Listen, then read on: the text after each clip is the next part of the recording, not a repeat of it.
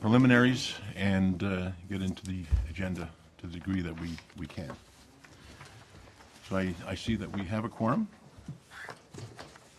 We will begin with an invocation from Councillor Kersey and then the singing of the national anthem led by Councillor Papp. So I would ask all those who are able to rise. Shall we pray? Lord, to whom much is given, much is expected. Grant that as this council meets to take up the business of the people, they demonstrate wisdom in all their deliberations. May the decisions that are made in this place of government be guided by strength and courage. Be with each council member as they consider each policy, bylaw, and procedure placed before them. Amen. Amen. O Canada, our home and native land, true patron all, in all thy sons command. With glowing hearts we see thee rise, the true north strong and free. From far and wide, O Canada, we stand on guard for thee. God keep our land, glorious and free. O Canada, we stand on guard for thee. O Canada, we stand on guard for thee.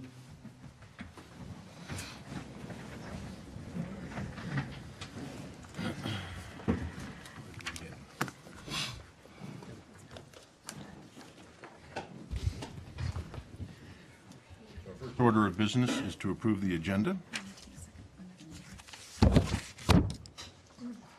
It has been moved by, I guess, Councillor King, and seconded by Councillor Durley, that the agenda for the September 15th, 2014 regular meeting of council be adopted.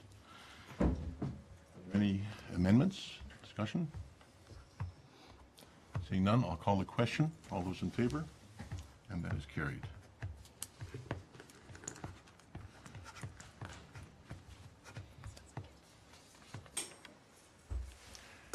I see that the mayor has arrived. I'm going to relinquish the chair to him.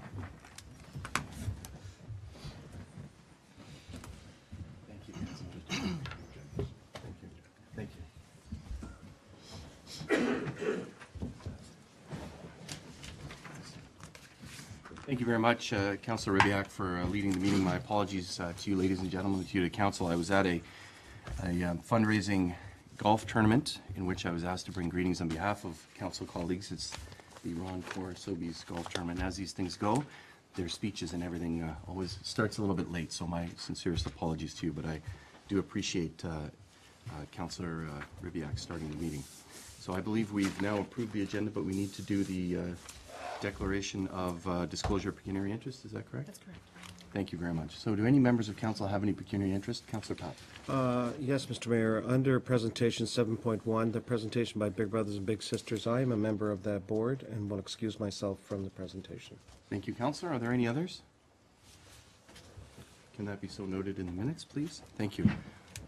Next, we move to hearing of presentations and delegations and the regional report. And that first is that presentation that Councillor Papp spoke about.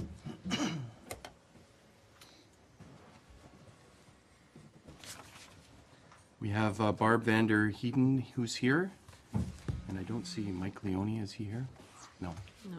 So thank you very much for joining us, Barb. Thank you. Thank you very much, Mayor Augustine, councillors and staff. I thank you for the opportunity to address council this evening. September is Big Brothers Big Sisters Month across Canada. As part of Big Brothers Big Sisters of South Niagara's celebration, we wish to recognize the town of Pelham for their ongoing support of our agency. In May, our agency was very excited to be one of the recipients of the 2014 Mayor's Gala.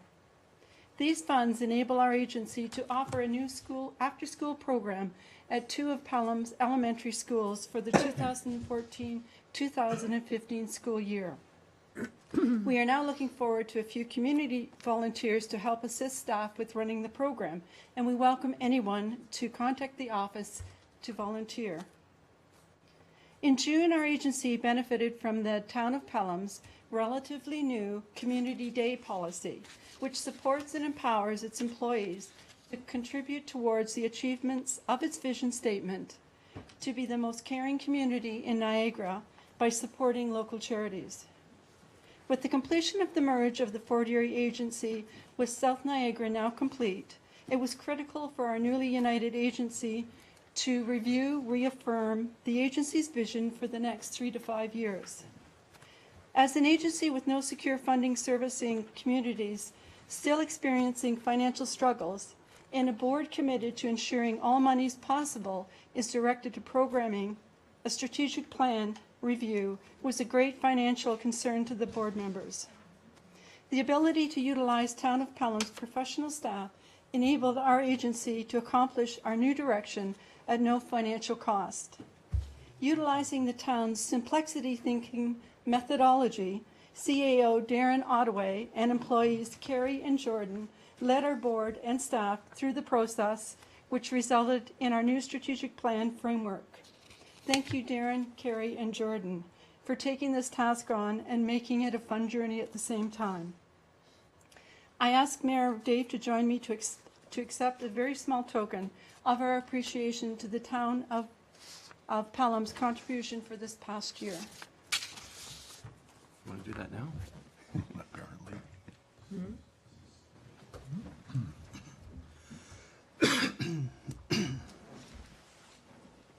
Mayor Dave, it's a very small token of our appreciation. Please know that if we had the extra money, it would be a nice big one. But our focus and function is on the children. So please know that Absolutely. there's the best wishes and appreciation behind this plaque. Thank you so Thank very you much. so much. I accept this on behalf of council and staff. Thank you very much. Thank you. We appreciate it. We appreciate your work in the community. It's so wonderful, and the stats show that when you do studies and the impact that you have on child's lives, it's so amazing, and we would encourage all to support them. I'm pleased that Councillor Papp is involved, and I know another member of council, Councillor King, is involved in this initiative, and it is so needed in our community. So thank you for Thank your you very much, dedication. Mayor Dave. Thank you very much. Thank you.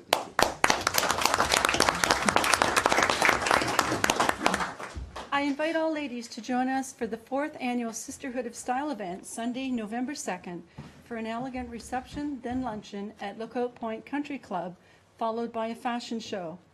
We are very excited this year that our co-chair is Councillor Catherine King, and our honorary chair is your town clerk, Nancy Bozzato. Both excellent examples of mentors to young ladies. All proceeds from this event are designated to our Go Girls program, an elementary school-based 7-week program which helps young girls 11 to 14 become all they can be. Unlocking a child's true potential through mentoring creates a future where anything's possible. Start something. Volunteer, participate, donate. Thank you for your time. Thank you so much, Barbara. I wonder if members of council have any questions for our presenter before you sit down? There may not be, but there might be. Any questions? Okay, thank you again. We appreciate your work in the community. Thank you. Next, we move to the CAO strategic plan update, and I would ask that someone ask Councillor Papp to rejoin us in the council chamber.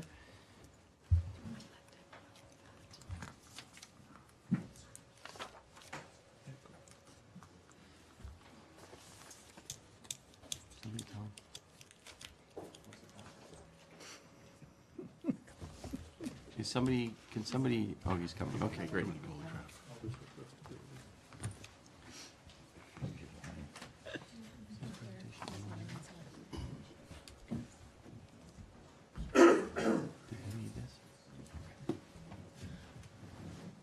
Thanks again, Barb. Thanks, Deborah. Mr. CAO, please. Thank you, Mr. Mayor, and through you, good evening, council, members of staff, and members of the public. I'm here tonight to give a very brief overview of the progress administration has made with relation to the 2014 strategic plan update that council has undertaken. As you're aware, Council updated the prioritized strategic plan that has been in place for the last 4 years in January. And as part of that review, Council has they felt that they accomplished the computerization of the council chambers, which we can see the technology in use tonight, the branding of the town, which includes our new corporate logo, and of course our new website, which bears striking similarity to the newly launched Government of Ontario site. So we're quite proud of that. During the review, Council came up with 5 goals that are new in relation to the strategic plan. First of all, the first goal is to promote fairness and equity amongst the organization and across the community. Goal 2 is to maintain our small town feel while we grow. Goal 3, to provide an environment for economic prosperity. Goal 4 is to engage residents in decision making. And Goal 5 is to enhance the quality of life in our town. Those 5 goals create the overarching mandate for council and for staff. And below those goals followed a number of initiatives that have been undertaken.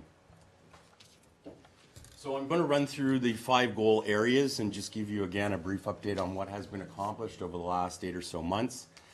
Starting with the first goal, equity and fairness. And rather than just read off all of the things that are on the screen, I want to highlight a couple.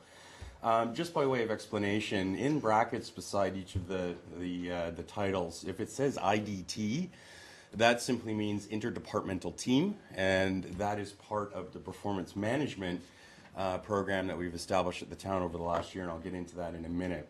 If you see a check mark beside an item, that means that it is significantly complete or complete, but not to say that it is concluded, as all work continues to go on, and we see constant improvement throughout the organization.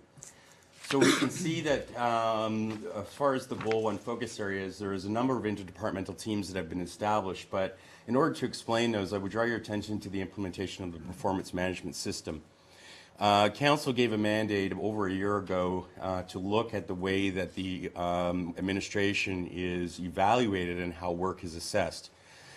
For a number of years, there has been very little focus put on employee performance, employee motivation, and employee evaluation.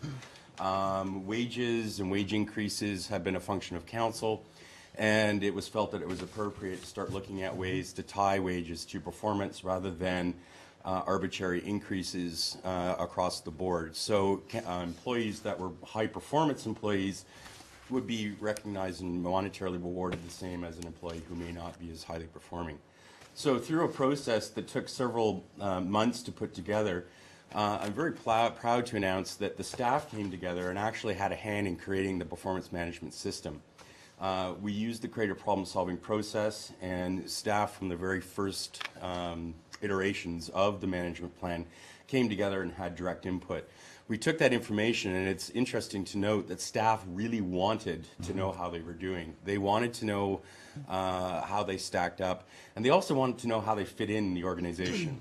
And what we've come up with now is that every staff person in the organization has at their desk one piece of paper that indicates who they are, my goals, my personal goals, my department, what my department goals are, and my town, what the town goals are.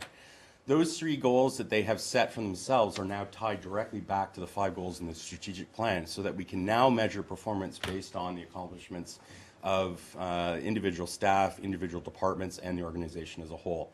And it has now given us a way to allow staff to have some input into their destiny, things like education or increased training in education. Those things now can be determined by staff. And we've also created a number of interdepartmental teams that bring staff together from across the organization in order to work to provide implementation of the goals that council has set out. So again, if you see an interdepartmental team, such as departmental service levels or departmental efficiency, celebrating successes, hiring practices, etc., those are projects and initiatives that have now been undertaken by interdepartmental teams across the organization. Another one is the physician recruitment. I'm pleased to announce to Council that as part of the East Font Hill development, we now have confirmation that a super family health team or a FO is being developed that will include docs across the municipality. We're looking at a 40,000 square foot facility with approximately 10 family doctors, allied health professionals, and other services. So we're very pleased that that is moving ahead, and we're pleased that there has been great success in developing that partnership with Little Lakes and with Bay Bridge. Another accomplishment is the development and implementation of the Seniors Advisory Committee. That committee is now off the ground and has been working towards creating a mandate for seniors to have input directly into all things senior, if you will. And one notable example is representation on the Recreation Center Advisory Committee, and we're pleased to have the seniors providing their input onto that. Goal Area 2, we're pleased to report that new resident packages have been developed by an interdepartmental team, and that team has now implemented the packages, put them together, and we're now distributing those to new residents in the community, which checks off one of the things that was indicated in the strategic plan. Also, we're happy to have the official plan now approved and concluding a decade or so of work from a whole bunch of different sectors of the community. But we're also pleased that the growth in the official plan and the growth indicated in the secondary plan for East Font Hill is very focused, I think very innovative, and will certainly help us maintain our small town feel as we grow. Goal 3, improving and updating the website. We're very pleased again to have our new website up and running. We're also pleased that the East Font Hill Planning and Engineering is moving ahead as well. There will be some work done this evening with Council with some approvals. That should pave the way for grading to start happening this fall, and with some construction scheduled for early spring in the stage 1 of phase 1 of East Font Hill. We're also pleased that we're moving ahead with the creation of the East Fenwick secondary plan, and that's work that's been happening with the owners of the various properties to create the secondary plan in Fenwick. We're also pleased that we have started work on the economic development strategy. Council has put together a committee. We've also been trying to link the work of that committee in with the economic development department at the region. We're continuing to meet with them. We're exploring opportunities with BioLink and with Innovate Niagara as far as after incubation business and looking at ways that we can strengthen the economy. That work will continue to take place. And we're also pleased with the growth in the tax base. Again, the ability to generate new revenue to allow projects to continue. Goal 4, engaging residents in decision making. One of the things that we'll be rolling out this week is, one of the things we'll be rolling out very shortly rather is the VADM Open.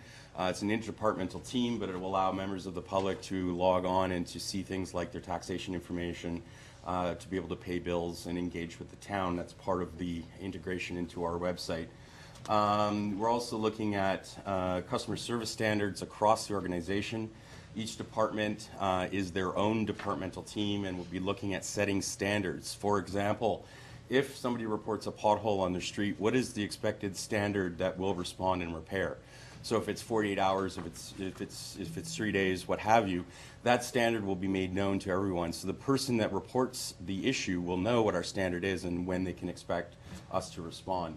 That's been tied back into our public service request system, which is on our website, that allows residents to log on and to report concerns or issues that they have that can also be monitored by both the directors and by myself, and we can report back on how we're meeting our customer service objectives. So it is a measurable tool. Looking at new methods of electronic communication, again, we're not done, but we have made significant improvement on that. We'll be having ActiveNet that is going to be rolled out, I believe it goes live today or tomorrow. That'll allow residents to be able to log onto our website and book facilities and or enroll in programs without having to come down to the town office. So for example, if you would like to roll your kids into summer camp, You can do that from the convenience of your home, including a payment option, which makes things a lot easier for folks. And we're also pleased that the urban design guideline work has been done. Significant effort put into that in order to help articulate the future of design in the urban context as we move forward and grow as a community. It includes parts of the downtown master plans for both Fenwick and Fonthill, and it is also something that will be put into play when determining the design guidelines for the development in East Fonthill. Goal 5, two obvious projects. First, the extremely successful skate park project, going back to almost a year ago now, when we had some youth come into the council chambers, make a presentation, a pitch for a skate park. Suddenly after that, the tragic accident involving Isaac Reel and the subsequent rallying of the community together, including the award of the Aviva grant, which made the skate park a reality. And the other notable thing is the amount of volunteerism and financial support from the community as a whole in order to put that project together. We now have a first-rate skate park that has won an Ontario Parks Design Award, and I'm sure that we're all very proud of that. And along with that is the renovations to the pool house. The pool, which I believe was built in 1954, was in dire need of some upgrades. We have a very brand new facility with new change rooms, new area for lifeguards and administration. So we're very pleased with the work of staff in the area of Marlene Stewart Street Park and its development. As I mentioned before as well, track and measure response times. Again, that's tied back into the PSR system. We've had some good success with PSR, but it's an area that we want to continue to expand. We're exploring opportunities to use the PSR system to integrate into our fixed asset management plans so that when repairs or upgrades are done in response to a citizen concern, those can be uploaded into our system and we can keep accurate records of fixed asset management, life cycle analysis, and ultimately capital budgeting. And the other significant accomplishment this year was the business case for East Fonthill, the the community center, multifaceted community center. That work had been undertaken over several months this year that clearly articulated a strong business case for council to proceed with the exploration of the community center. Council tonight is also asked to consider approving the hiring of an architectural firm to take the design of a recreation center through to construction-ready documents. So we're very pleased with how that work has been completed. And we're also pleased with the tree replacement program that we've had. There's been several issues around the community with emerald ash borer. Staff continues to work to do the 2-for-1 tree. If we take one out, we try and put 2 back in. So it's something that's also helped keep our community beautiful. Now finally, to conclude, there are some items that are of strategic importance that weren't necessarily direct initiatives in the strategic plan, but I'll touch on them briefly. First of all, we have the construction of the Fire Station 3 in Fenwick. We're pleased that that project is moving ahead. The current conditions of the fire department in that area are deplorable. If a truck is backed into the bay, you can't access the washrooms, and a number of other serious problems that we've had over the years. So I'm very thrilled that that project is on time, on budget, and will be scheduled to have the opening on the 18th of October. So we'll be looking forward to that. We continue to lobby the province for an urgent care center to be located in East Fonthill area in conjunction with the medical clinic. We are now part of the South Niagara Hospital planning study, and we'll be continuing to lobby our efforts towards securing that for Pelham and for the region. We are continuing to embed the how might we process to great success. We've also completed the development charges bylaw, which has been approved. We continue to work on the Maple Acre Library. There will be a report coming to council fairly shortly. The subcommittee for Maple Acre Library has been meeting over the summer and has made, I think, some significant work and progress in the area of determining how might we keep Maple Acre Library open, and not only open, but being an innovative and sustainable, resilient operation for the community. And as everyone is aware, with the aggravation of construction, we have begun and are soon to be completed the Fenwick Revitalization Project for downtown Fenwick. We're very pleased. It's an exciting design, and I'm going to be thrilled when that project is completed. We also completed the Peace Park Master Plan. That work has been done. It will be considered hopefully by council for some capital allocations in 2015. Also the partnership with the region on the old landfill site on Center Street to construct and open the dog park. Many users there that have expressed their gratitude and that live in urban areas that don't have an opportunity for an off-leash area.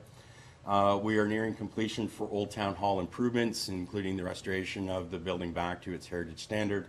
We're looking forward to that project being concluded in mid-November. We had a successful parking plan initiated this summer for the band shell / supper market / farmers market, and great work by staff to put in and implement that plan. Very few problems with parking this year, so we look at strengthening that program as we move ahead. Significantly, council has also indicated their desire to assist the Wellspring Niagara organization, which is a cancer social support group, offering support to survivors and victims of cancer and their families to locate their new facility into East Font Hill. That's an exciting plan, and their fundraising campaign is set to start shortly for their capital to build the new facility. We also are pleased with marketing and communications improvements, including the hiring of a marketing and communications officer. We've had a lot more opportunity to do council briefs, press releases, our community guide, which the new edition is out now. So we've seen an increase in our ability to let people know what's going on. And also the work of staff to roll out the red carpet and not the red tape, particularly in the areas of planning and development. And we're thrilled with some of the improvements that we've seen there. Trying to make ourselves open for business and be friendly to the community that wants to live and invest and work and play in Pelham. And that concludes my presentation. Thank you very much, Mr. CAO, for your presentation and giving us an update on our strategic plan. Do members of council have any questions, comments for our CAO? Councillor Ribiak, Councillor King. Thank you, Mr. Mayor. Just a most minor comment, and that's to point out, of course, that fire station number 3 is in North Pelham, not Fenwick. Yeah, In sorry, fact, North Pelham Fire The Station. fire station in sorry, Fenwick my is actually mistake. pretty good. My mistake. You're quite right. Don't want to report it incorrectly. Yes. Okay. Thank you, Councillor. Councillor King. Thank you, Mr. Mayor. Thank you, Darren, for a very thorough update on the progress that's been made since January. To what do you attribute the successes that you've described here? I think that twofold. One, strong leadership from Mayor and Council that has provided a clear vision. With the setting of the strategic plan and the 5 goals and the initiatives that fell out of that, it was made very clear what our goals and mandates were. And secondarily, and equally important is the work of staff. I think we have tremendous staff, a lot of the directors in the room tonight, motivated, highly professional, skilled people. That have really, I think, been a great team to work with, and I appreciate the efforts of every one of them, everybody in the entire organization. Thank you, Councillor. Thank you. Councillor Pat. Sure, thank you. As you could probably see that, Darren, as you presented through Mr. Mayor, that a tremendous amount of work has taken place over, well, for Councillor Durley now over a decade, and the time has come for it to come to fruition. I'm very, very pleased with the progress in a couple of key areas, along with what Councillor King was saying, is what's been crucial to part of this as well has been community input. There have been a number of community groups that we've been talking to, working with, and they stand just as equal as the 3 pegs of success, that their engagement has been hand apart. Case in point, the architectural committee for the community center tonight went through those proposals. Staff were there, but it was in fact their input that made that determination of who should be selected for probably one of the most critical projects we have. Secondly, I also want us to continue to, and I know you will, and as council, continue that type of engagement and collaboration with local community expertise. I'm thinking too, recently I had the chance of talking to some of our citizens about, the Peace Park thing, and even though we forgive the pun, parked it, we're going to re-examine that, and there are some very good suggestions. So our resiliency and our ability to adapt to the needs of what our citizens want is critical to that. So that's one of the underlying themes. Some people may disagree on that, but the bottom line is, having been around for quite a while and seeing how these things can be either very strict and structured. On the other side, this has allowed us to be very creative, and for that matter, very focused on what we ultimately think our town should become. So I'm very, very pleased with the progress, and I know that it'll continue, and I again encourage both staff and our council members, and just, if not more importantly, that our community continue to be involved in those aspects of those committees that we're trying to build on. And thank you, Mr. CEO. Job well done. Thank you, Councillor Papp, and I think you're right in adding that to the list of those that are involved in this. So many activities in our community are accomplished and done because of the dedication and involvement of members of the community. So even the parking plan on the Thursdays, well, there was lots of work behind the scenes, Supperfest, or Supper Market, forgive me. The pictures that are in here as well, and it's that synergy and how staff work together with members of the community, just as we heard even tonight with Big Brothers and Big Sisters as well, and assisting them. So thank you very much for highlighting that. Councillor Durley. Thank you, Mr. Mayor. Through you, Darren, congratulations to you and staff for all of the accomplishments that were done. One question that I do have, if with the new council coming in November, or December rather, will there be a priority update meeting in 2015 so that we can perhaps shift some of these and get them off the board? And we should perhaps put that in pencil in our calendar for the new council to consider. Mr. CEO. Through you, Mr. Mayor, yes, absolutely. Critical to any council's success, I think, is a strong orientation. The clerk and I have been working on that orientation package for the new council. One of the priorities will be certainly to re-engage in the strategic planning process and setting the direction for the new term of the council, along with the orientation for all matters municipal in Pelham. So that'll be something that we are currently working on and have spent time and energy and effort to make sure that the new councillors and mayor are well equipped to be successful in their jobs. Thank you. I'm sure that leadership will be very beneficial to this town. Thank you. Thank you, Mr. CEO. And just to build on what the CEO says, I think, we've talked about the successes that we've achieved, and I think that's because we came together on the strategic plan that you outlined. And it was at the beginning of this term that we developed one, and then again worked at it, prioritized it further, and then again did an update in January. And when council colleagues get together with each other and the senior management of the town and agree on those strategic directions, then we can deliver on them, as we've seen tonight. So it's the intention certainly that will continue next term. Other members of council. I do want to I did say a few words, but thank you very much, Mr. CEO, for your update and for your leadership as well, and achieving council's visions and the community's vision, working with staff, council, and the community. So thank you very much for that. Greatly appreciate it. Thank you. We will be receiving this. So it has been moved by Councillor Kersey, second by Councillor Lane, that the Chief Administrative Officer's report on the 2014 strategic plan update be received for information. Anything further to this? Are you ready for the question? All those in favor? Any opposed? That motion is carried. Thank you. Next on our agenda is a report from our regional councillor, Councillor Beatty. Thank you very much for joining us this evening. Mayor, members of council and staff. Mr. Mayor, there are a number of candidates for office in the audience. May I just point out that Pelham is unique in having a place on this agenda for our regional council report. It is the largest share of the taxpayers' dollar, and we go through and give highlights to council for each of the standing committees and highlights of the major activities at regional council. And it's something that's unique.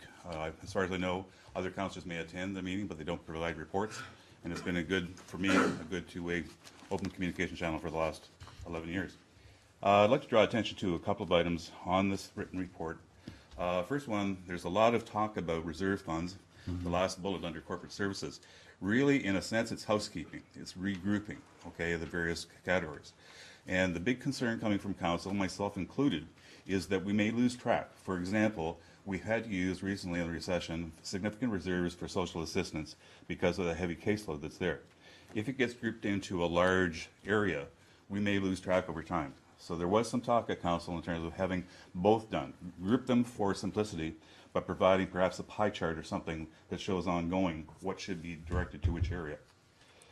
There's a typo, the gremlins got in my computer, there's a line there about employment park secondary plan at the beginning of planning development that just as a repeat of something later. But I would bring to your attention that we approved the Greater Niagara Circle Route recommendations to explore future potential trail development. One such is the Thorold-Fonthill spur line. Very significant undertaking and would be of great advantage to residents of both Thorold and Pelham, never mind the entire world, because of the significant loop that it would provide to the Greater Niagara Circle Route.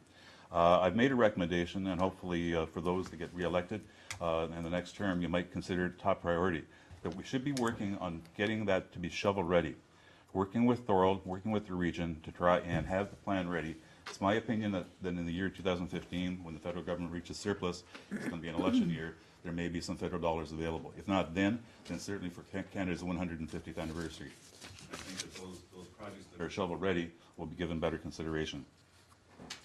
Under Public Health and Social Services, and I heard the CEO allude to physician recruitment in his report, we were in the process of ending the contract for physician recruitment on the regional level to a great extent because we've achieved considerable success over time. That's in great part because of the McMaster University program in conjunction with Brock University. However, the committee, when that was being discussed about 3 months ago, the committee was cautious and said, we'd only heard from 3 communities in terms of whether that would be a good thing to do or not. And we asked the public health people to go out and talk with all of the municipalities. They got a very overwhelming statement, no, continue the process, in particular because of the concern for the upcoming high number of retirements that are anticipated.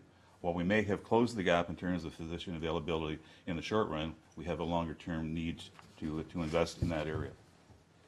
Of significance to Brock University's 50th anniversary, we approved a proposed street name change for the section of St. David's Road between the 406 itself and Glen Ridge to be named the Sir Isaac Brock Way. And again, that's in celebration of the 50th anniversary of Brock. 2 presentations to council that were of some interest. Preston Haskell, a photographer in St. Catharines, has been very diligent in using his photographic skills and capturing the amount of illegal dumping to bring to council's attention the nature of that. We have responded in terms of increased signage and increased levels of enforcement, but it's an ongoing area in your community as well as all other 12 communities in Niagara. We also had a background presentation with regarding to the Fitch Street East affordable housing development, which is very significant in its leads green energy proposals. Lastly, we had a report. We met for the first time the new integrity commissioner, and he basically disposed of one case that was brought to his attention and did not deal with another because it was not a part of his jurisdiction. So, Mr. Mayor, that is my report for today. Be free to answer any questions. Thank you very much, Councillor Beatty, for your comprehensive report. As always, do members of council have any questions for Councillor Beatty? Councillor Durley. Thank you, Mr. Mayor. Through you to Councillor Beatty.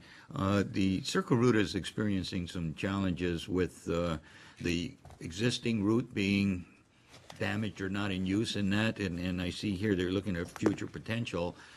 Is there anything there for maintenance? And really, is this committee still active? Because my understanding is that they had some very much difficulties in achieving quorums and all that, and really we haven't heard much about that. Could you expand on that, please? The committee is still active. We went through a process. There was an attempt, I guess in some ways I was responsible for it. When I was chair of the Council Organization Review Committee, one of the tasks was to try and streamline the number of quick committees and subcommittees. We have, when we searched all 5 regions in Ontario, we have more citizen engagement than any other region in the province of Ontario. So the attempt was to try and streamline committees and to amalgamate where possible. There was an attempt to try and amalgamate the Bicycle Committee, the Healthy Lifestyles or Active Living Committee, and the Circle Route. And there was significant resistance on all parties to that.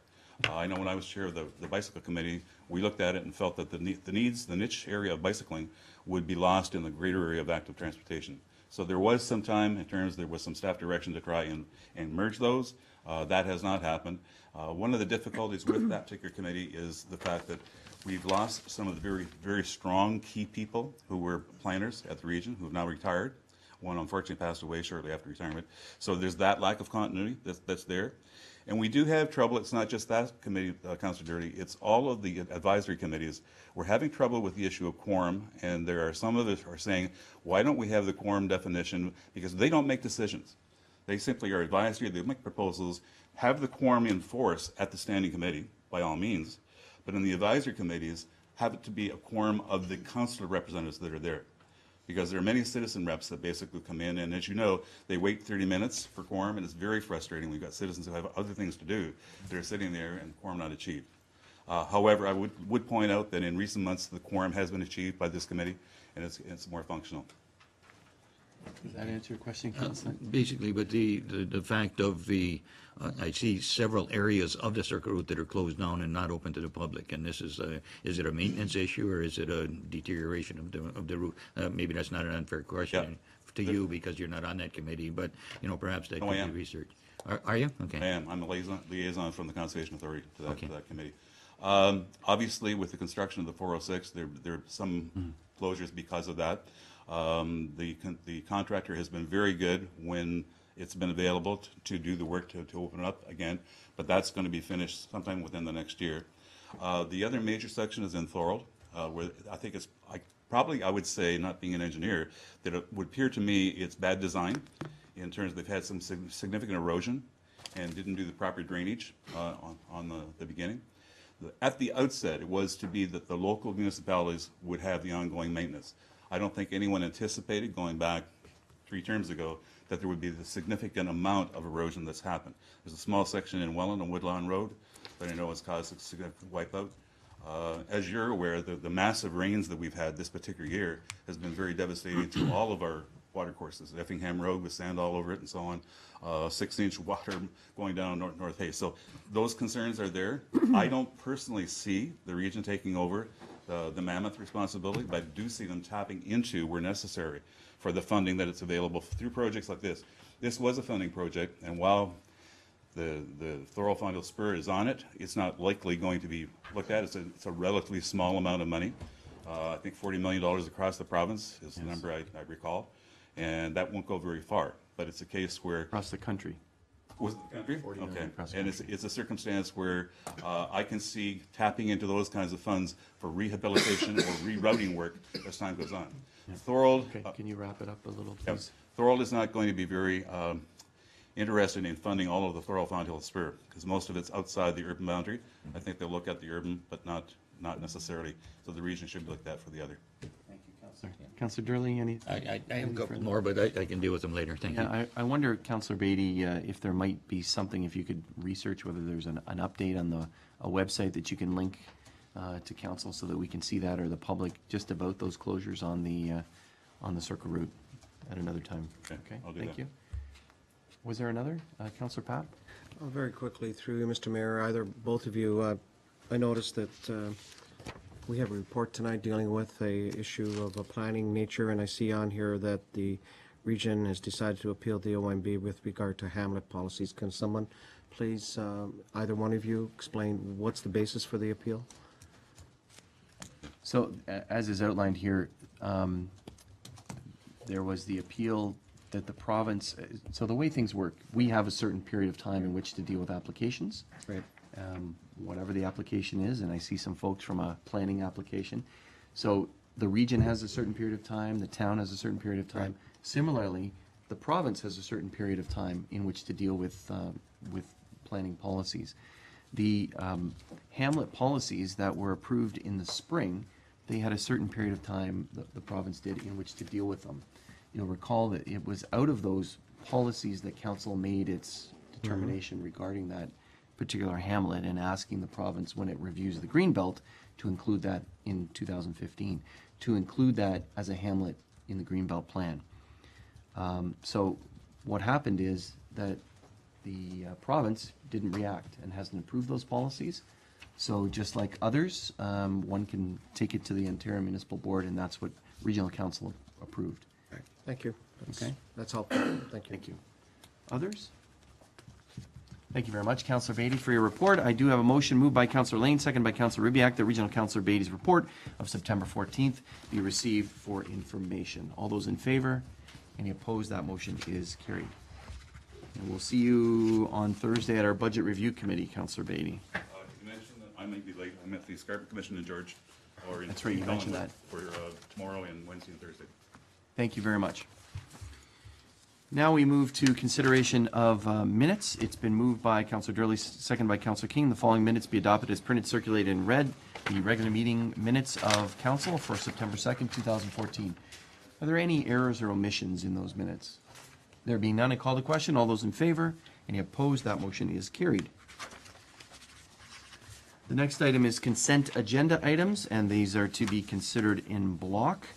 Before we do that, I wonder if there's any items that members of council would like to lift for separate consideration. That is any actions. There being none, it's been moved by Councillor King, seconded by Councillor Durley. The following consent agenda items be received, and the recommendations contained therein be approved as applicable. 1. Recommendations Committee of the Whole, September 2nd, 2014, and also of the Committee of the Whole, the planning meeting, which was held on September 8th. 2, the minutes of the Committee of the Whole meeting of September 2nd, and 2B, the minutes of that planning meeting on September 8th. 3, staff reports of a routine nature for information and action, and there are 2. The first, regarding the establishment of a compliance audit committee and the appointment recommendations. The recommendation is that the issue summary report of September 15th entitled Compliance Audit Committee Appointment Recommendations be received, and the Council for the Town of Pelham endorses the appointment of the following individuals to the Niagara Compliance Audit Committee: Alan Andrews, John Bald, David Barrett, Bob Hildebrand, Margot Pinder, James A. Cregan, and Yasser Nori. And the second item is restricted acts after nomination day, lame duck provisions. And the motion is that the issue summary report, restricted acts after nomination day provisions, be received for information to council, and that this regular council, and that the regular council and public priorities and planning committee scheduled for Monday, October 20th be canceled, and that the clerk provide notification of the cancellation in accordance with the procedure bylaw. The fourth item is action correspondence of a routine nature. The first is from the Recycling Council of Ontario request for proclamation, and the recommendation is that the August 29, 2014 correspondence from the Recycling Council of Ontario requesting the town proclaim October 20th through 26th as Waste Reduction Week be received, and the council hereby proclaims October 20th to 26th, 2014 as Waste Reduction Week. The second correspondence is from QP Ontario with a proclamation request, and the recommendation is that the August 20th, 2014 correspondence from QP Ontario requesting that the town proclaim Early Childhood Education and Worker Day on October 29th, 2014 be received, and the council hereby proclaims that day as Child Care Worker and Childhood Education Appreciation Day. That's October 29th. The third item is from the Lincoln and Welland Army Cadet Corps request for a tag day. The recommendation is the correspondence from the 613 Lincoln and Welland Army Cadet Corps dated September 4th, 2014, requesting a tag day on Saturday, October 4th and Sunday, October 5th be received, and the council approve those tag days in the town of Pelham. We also have some correspondence from S. Williams, that the correspondence from Sharon Williams dated September 9th be received and referred to the community planning and development staff. Correspondence from G. Ketter, that the correspondence from George Ketter dated September 11th, 2014 be received and referred to community planning and development staff. And we also have an item of correspondence, D. Stremlaw Fenwick Revitalization, that the correspondence dated September 8th from David Stremlaw be received and forwarded to the Director of Public Works and Utilities for information. Hold on, there's only a couple more. We have some information correspondence items.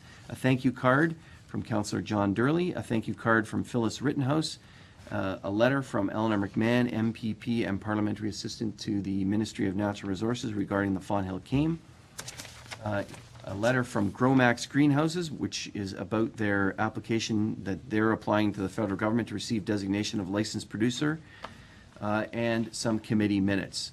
The first is from the first two are from the Architectural Design Committee of August 7th and August 27th.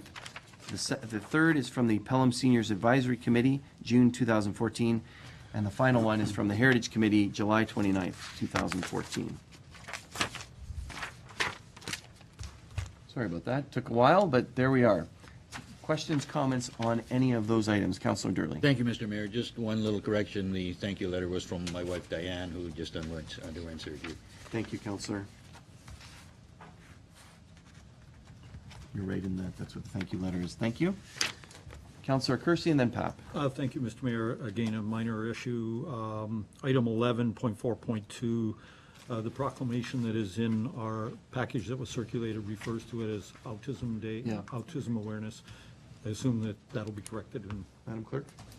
Through you, Mr. Mayor, the item has been corrected already. Thank you. Thank you.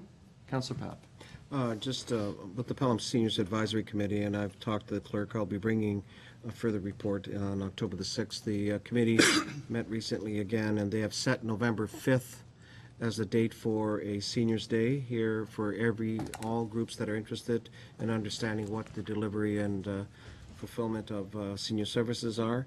And I will be bringing additional information. Well, it'll be Miss Judy Reed who'll come forward and fill you in on the details of what's going to take place that particular day. Okay. Thank you very much. Any others? Councillor Rubiak. Thank you, Mr. Mayor. My question is with regard to 1154 Gromax's letter. And my question through you is to planning whether, and the question is whether an operation of this nature will ever be subjected to any kind of process that differs in any way from any normal agricultural enterprise. Thank you. Mr. Glover. Thank you, Mr. Chair.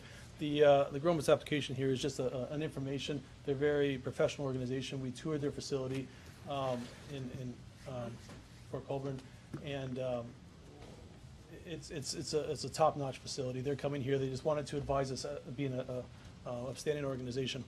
In terms of the controls and any requirements other than agricultural, they're viewed as an agricultural use. They grow. They're obviously licensed by the federal government. They have requirements and mandates to meet. They're only permitted to do things that agricultural use would do. So that's not processing. That's growing, harvesting, packaging, and shipping off-site, just like a standard agriculture would do for corn or any other use. So other than that, there is no requirements in the agricultural area for that use. Thank you, Mr. Glover. Councillor. Thank you, Mr. Mayor. So what I'm hearing, and just for clarification, that this application will not undergo any particular special process by the municipality with regard to its operation. It'll just go. Mr. Glover. Through you, Mr. Chair. The current application, as I understand it, we're going to tour this facility in about 2 weeks' time just to understand the logistics of it. But as I understand, there's no additions, no new building construction. If there were at that time, we would look at it perhaps through site plan, perhaps through other means, Building permit, obviously. Yeah. But until that time, the new application comes forward or new developments proposed, I think they just want to move into an existing facility. Thank you. Anything further, Councillor? I think I understand. Thank you very much, Okay. Mr. Mayor. Thank you. Any others on any other item? I would just, I see that we have some members of the public here on a specific issue, and that was regarding that public meeting under the Planning Act on September 8th. Some of the feedback, colleagues, that we heard on that meeting was concern that things had been decided, those kind of things, whereas it really was an opportunity to listen. And as I read the resolutions arising from that meeting, I thought maybe there's some language here that needs to be fixed. So even the resolution that we approved, and that's here, it says that we received the report, which we did, and the addendum report. But it also says that committee directs planning staff to prepare the recommendation report for council's consideration.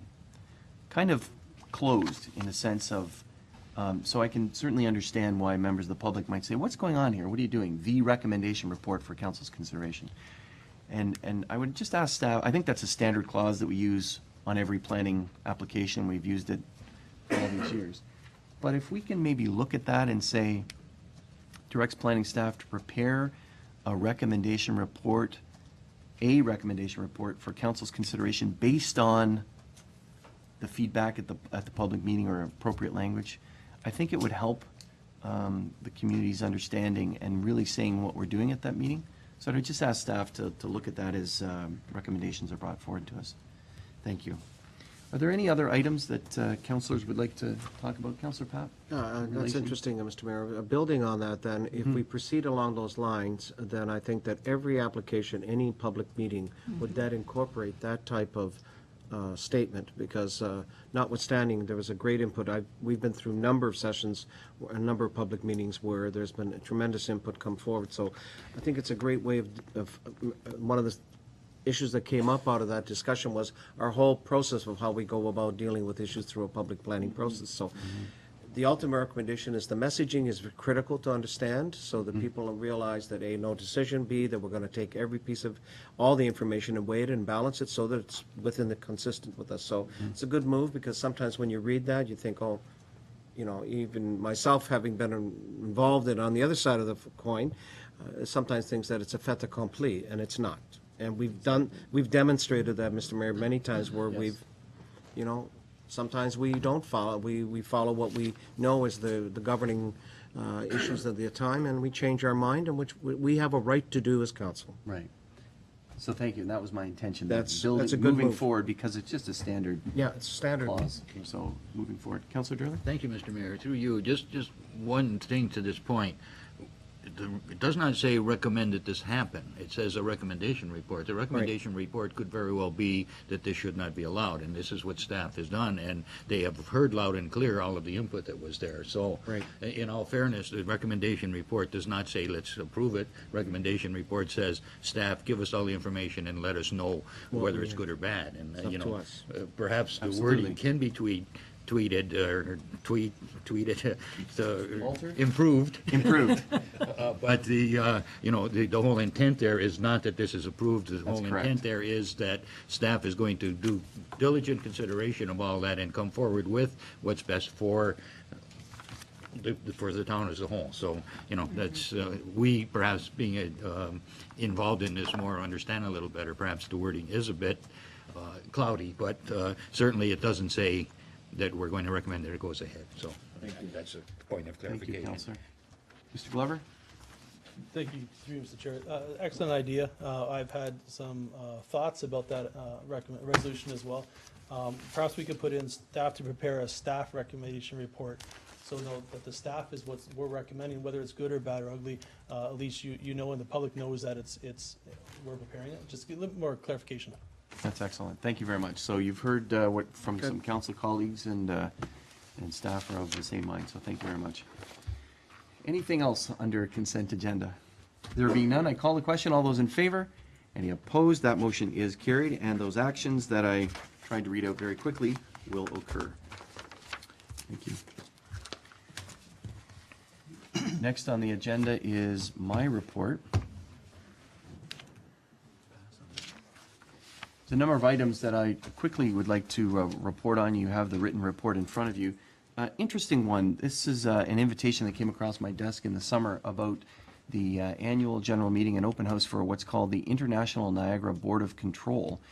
This is the Board of Control that oversees water going over the falls, and also putting that water and storing it in the Niagara River, which eventually makes its way up the Welland River and has an effect on the back and forth of the Welland River. So it was a very, very interesting presentation. They spoke about the ice. They spoke about a number of things that occurred, and how long it took for them to get the jam out of the ice jam out of the river. But more important than that, I think, was the contacts. So I did go with some representatives of the Welland River Floodplain Resident Association. And we made some contacts with some folks, and it may prove to be, or I hope it does, fruitful in terms of the discussion that the conservation authorities have regarding the Welland River. And I know Councillor Durley has been involved in those discussions as well previously. So I'll keep you posted if we hear anything on that.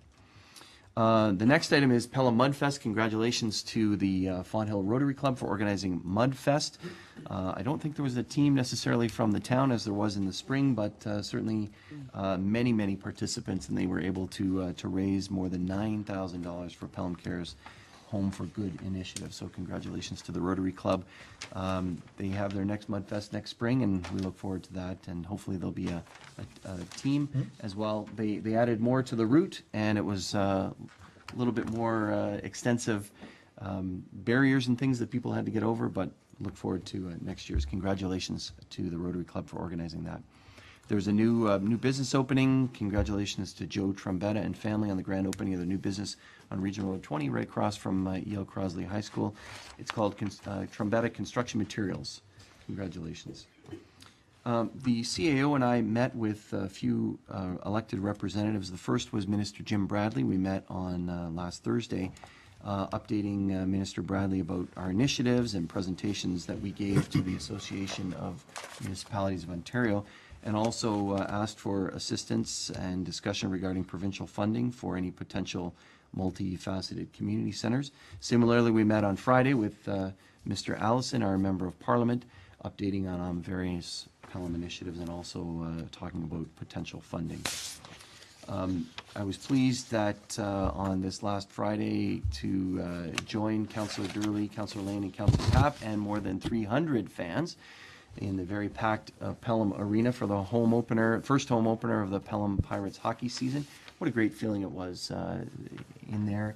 Unfortunately, they didn't quite pull out a win, as Councillor Lane, I think, was betting and hoping that certainly Councillor Lane was betting and hoping that they would. But it was great to be there for the puck drop and watch the action, and we look forward to their next game, which is coming up on Tuesday. Good luck, Pirates, with your season.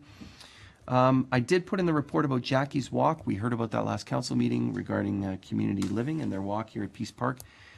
They anticipated the weather, and the day before they decided not to hold it, and they'll reschedule it this fall. So we look forward to hearing about that, and I'll keep members of council and the community informed about that. And finally, it's not on my report, but I was, again, apologize for being late. It was just going in to bring greetings on behalf of council at the Niagara Nutrition Partners fundraiser. It was a golf tournament organized by Sobeys and Ron Core.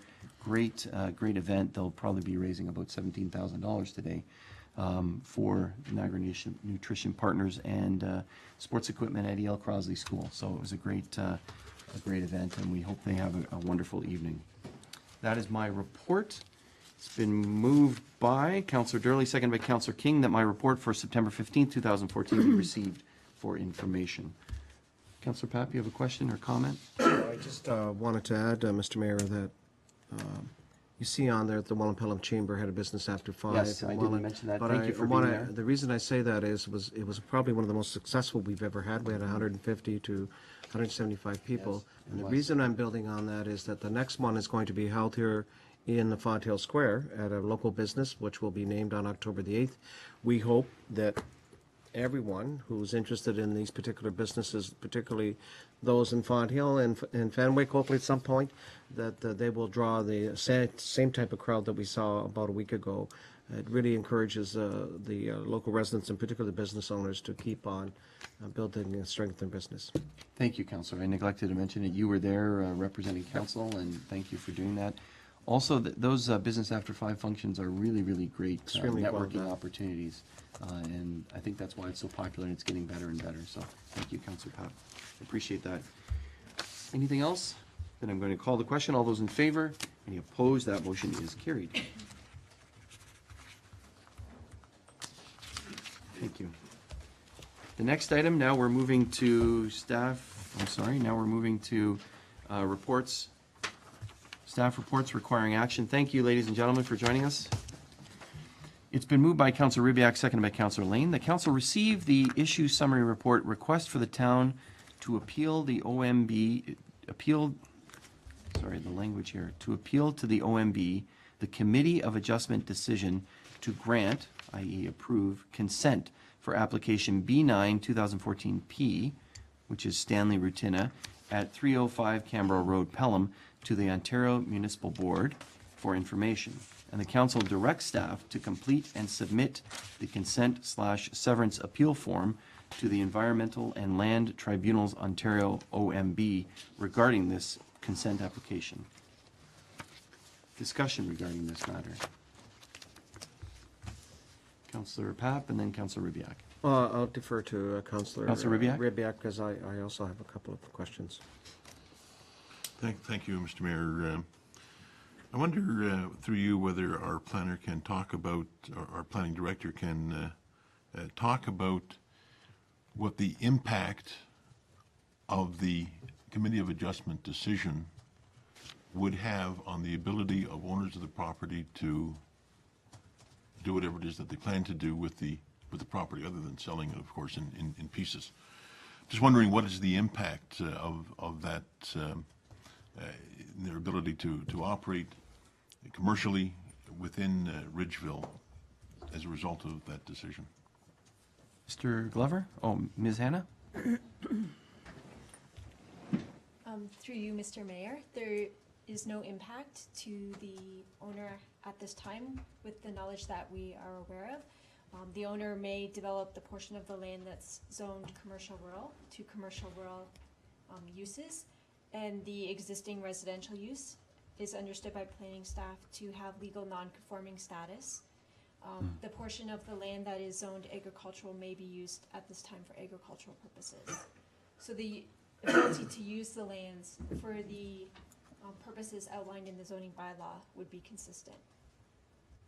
Thank you. Councillor? Thank you, Mr. Mayor. So as I understand it, whatever the owner of the property wants to do with respect to developing the commercial portion of his land in Ridgeville isn't going to be affected one way or the other by the consent application that he put forward. He's entitled to do exactly the same things before and after the decision. I guess that's what staff are saying. Ms. Hannah? Again, through you, Mr. Mayor, planning staff are not aware of any potential development that the owner has for the property or any financial implications that the owner may choose to put forward for the property. But at this time, the owner and the applicant is able to apply any of the commercial rural permitted uses to that portion of the land that's zoned commercial rural. And those permitted uses include automotive service stations, motor fuel retail outlet, veterinarian's clinic, building supply sales, farm implement sales and service establishments, feed and fertilizer dealers, farm produce markets, retail farm supply stores, convenience retail stores, restaurants, service shops, public and private halls, vehicle repair shops, vehicle sales and rental establishments, water loading stations, uses, buildings, and structures accessory to the foregoing uses, and accessory residential uses to any of the foregoing permitted uses except automotive service station. And as stated before, the existing residence, as it existed prior to the zoning bylaw being implemented, is considered a legal non-conforming use. Thank you, Mr. Mayor. And one other question, if I may. If the town were to turn down the request to appeal this decision, the other agencies who are mentioned in the report as having not supported the consent application, would they have the ability, if they choose, to appeal the OMB as well? Thank you. Ms. Hannah? Hi. Through you again, Mr. Mayor, the other agencies, namely the Conservation Authority and also the region, also have the right to appeal to the OMB, the Committee of Adjustment decision, as well as any resident or anyone who made an oral written submission to the Committee of Adjustment at that time. Okay. Thank you. Councillor? Thank you, Mr. Mayor. Thank you. Councillor Powell? Just picking up on where Councillor Ribbiak, so our appeal would have what effect on the Committee of Adjustments decision? Positive. I'm just trying to get a handle on what this would have. What would it mean? Ms. Hannah? Through you, Mr. Mayor. Sorry. Yeah, no, that's okay. Go ahead. Through you, Mr. Mayor. If council was to go forward to the OMB, there is the potential that the decision made by the Committee of Adjustment could be overthrown by the OMB. Okay. Councilor Durley. Thank you, Mr. Mayor. Through you to the planning department, has there been any consultation between us and the region, for example, as to whether they feel strongly enough to have an appeal there? Ms. Hanna? Mr. Mayor. There has been discussion with the region. They requested the planning staff report this afternoon, and the region will be reviewing the planning staff report and also having discussion as to the approach that the region is going to take. There was also contact made with the Conservation Authority, who, again, will be reviewing the planning staff report and making a decision at a later date.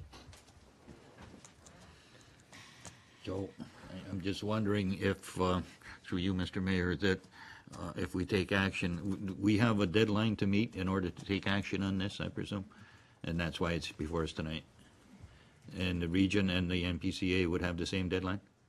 Can you please remind us of the Sorry. deadline? Oh, that's okay. Through the mayor. The deadline is 20 days from the notice being circulated from the Committee of Adjustment, Secretary Treasurer.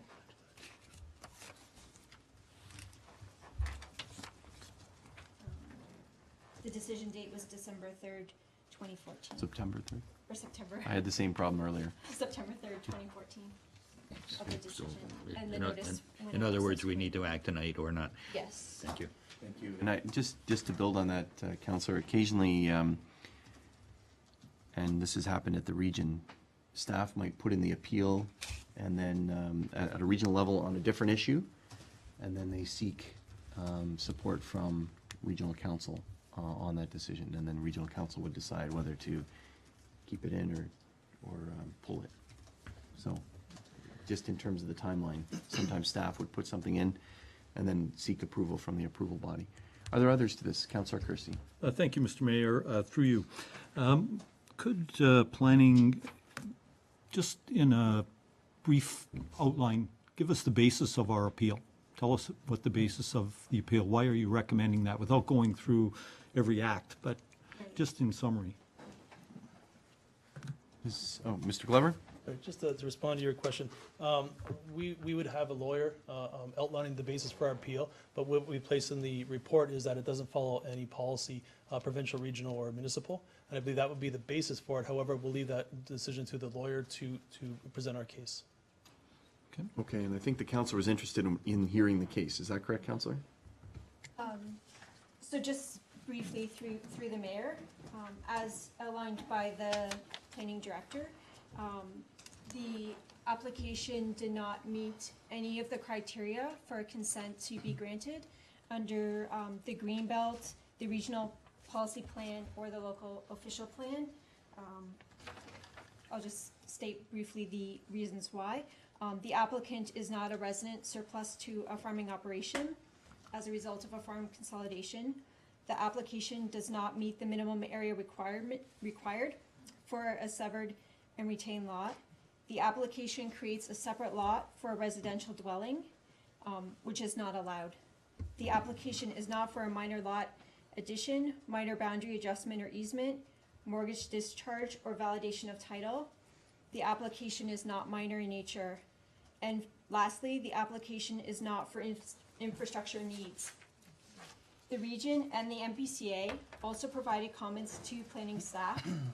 The MPCA had concerns over the location of a highly vulnerable aquifer being on the site. And in their comments, they referred to the lot size that was being proposed not being sufficient enough to allow for the accurate dispersal of septage on the lot. So that was one of the major concerns the MPCA had. The region noted that the application did not meet any regional or provincial policies that would allow the granting of consent. Okay, go ahead, councillor. Thank you, Mr. Mayor. As a follow-up through you to planning, in planning's estimation, what would be the implication of us not appealing this? If council chose not to appeal this decision, it would set precedent in that the decisions made by the Committee of Adjustment that were not concurrent with provincial, regional, or local policy and did not consider current provincial, regional, local policy could be appealed on the basis of setting precedents with not following the policies of the day.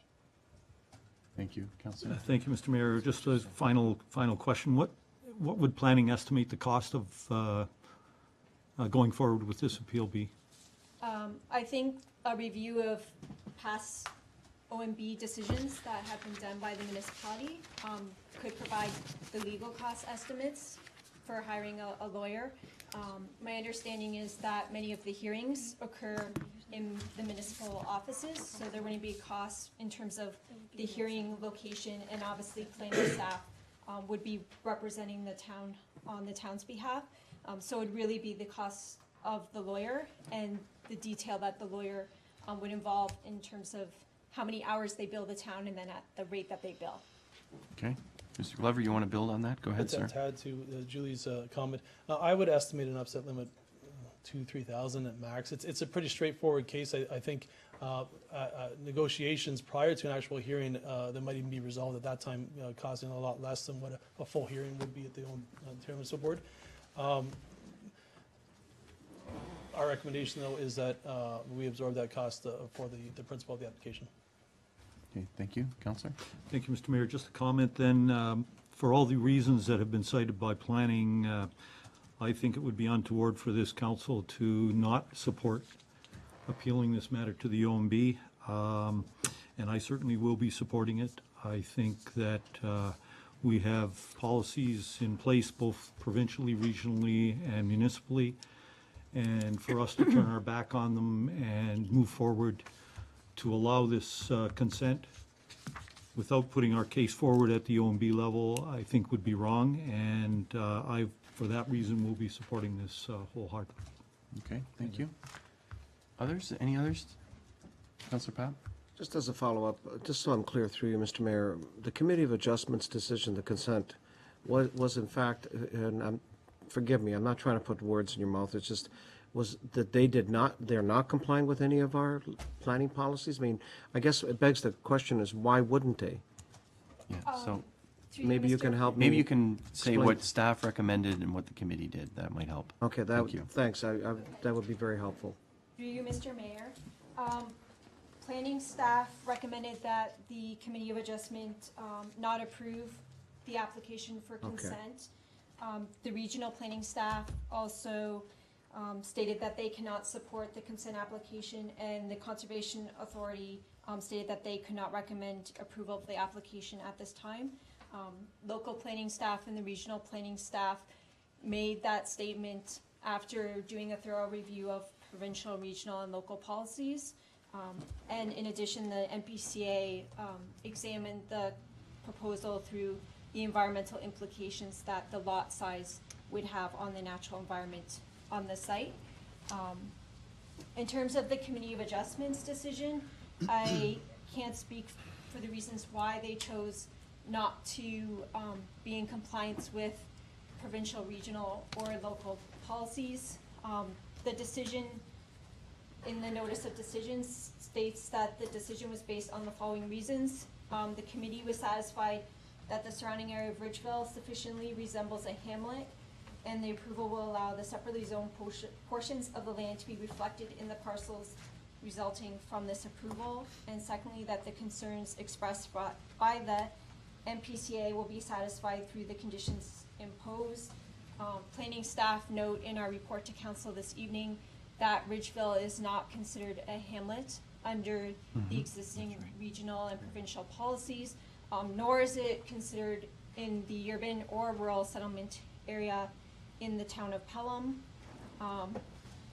In reference to the second portion of the first point of the decision, the application does not affect the zoning of the parcel, and the existing zoning of commercial, rural, and agricultural would continue, and the uses for those existing zonings on these particular sites would continue to be allowed. And secondly, the concerns raised by the MPCA have not been met with this current application and would require the studies that were outlined in the pre-consultation meeting to be done, and alteration of the lot line to be submitted to the NPCA for further consideration before the NPCA could consider granting or giving approval to grant the application to the Committee of Adjustment. Okay, thank you. Mr. Glover, you want to add to that? Yes, to add on that, another thing to consider is when the report went to the Committee of Adjustment, Planning recommended refusal of the application. Hence, we had no conditions of approval. When it was approved by the committee, they were scrambling to add conditions because Planning didn't have any advice for that. So the conditions that were attached to the approval by the Committee of Adjustment haven't been vetted through Planning, nor there may be other conditions or not conditions that would have been added to that. So we didn't have a chance to comment on the conditions. Thank you. I guess, no, I gotta ask, so if we move ahead with the appeal through you, Mr. Mayor, to the planning, what remedies does the applicant have, if any? The applicant would be party to the OMB, and Make depending their on the outcome presentation. of the OMB, they may appeal the decision of the OMB. Okay. All right, thank you. Thank you. Others? Councillor Kersey? Just a final comment, Mr. Mr. Mayor. I think it's important for full disclosure that all of these reports were disclosed to Mr. Rutina before the Committee of Adjustment, and he was well aware going in there that none of the agencies supported the consent application. So it wouldn't a surprise, if anything, the surprise was that the Committee of Adjustment supported it. Okay, thank you. Maybe staff can just talk about the pre-consultation. There was a pre-consultation meeting that was held with planning staff and the applicant that involved planners from the MPCA and the region, the applicant, and also his agents that were representing him. And at that pre-consultation meeting, planning staff from the various agencies reviewed the policies and discussed the potential consent application and noted concerns at that time, including the presence of the aquifer and the concerns of the MPCA in terms of the lot size.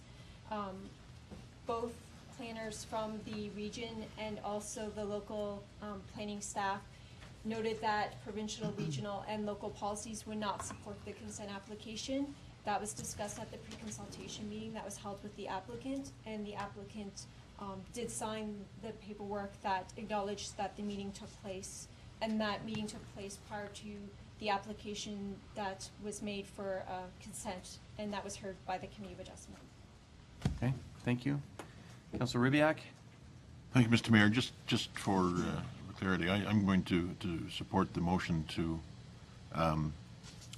appeal the decision, insofar as that there's no difference in activity that can happen before or after this. I don't see that there's any great public interest that is going to be served in turning our backs on the public policies and laws that affect this. So I'm going to support this. Thank you very much. I just find it's interesting, and I have the resolution that this council approved on April 7th, 2014, about the village of, or the former village of Ridgeville. So it says, whereas Ridgeville became a village in the township of Pelham in 1865, and whereas the historic village of Ridgeville failed to be included in the Greenbelt Plan, and whereas it is not being included does not allow the Niagara region or the town of Pelham to deal with appropriate policies in that area.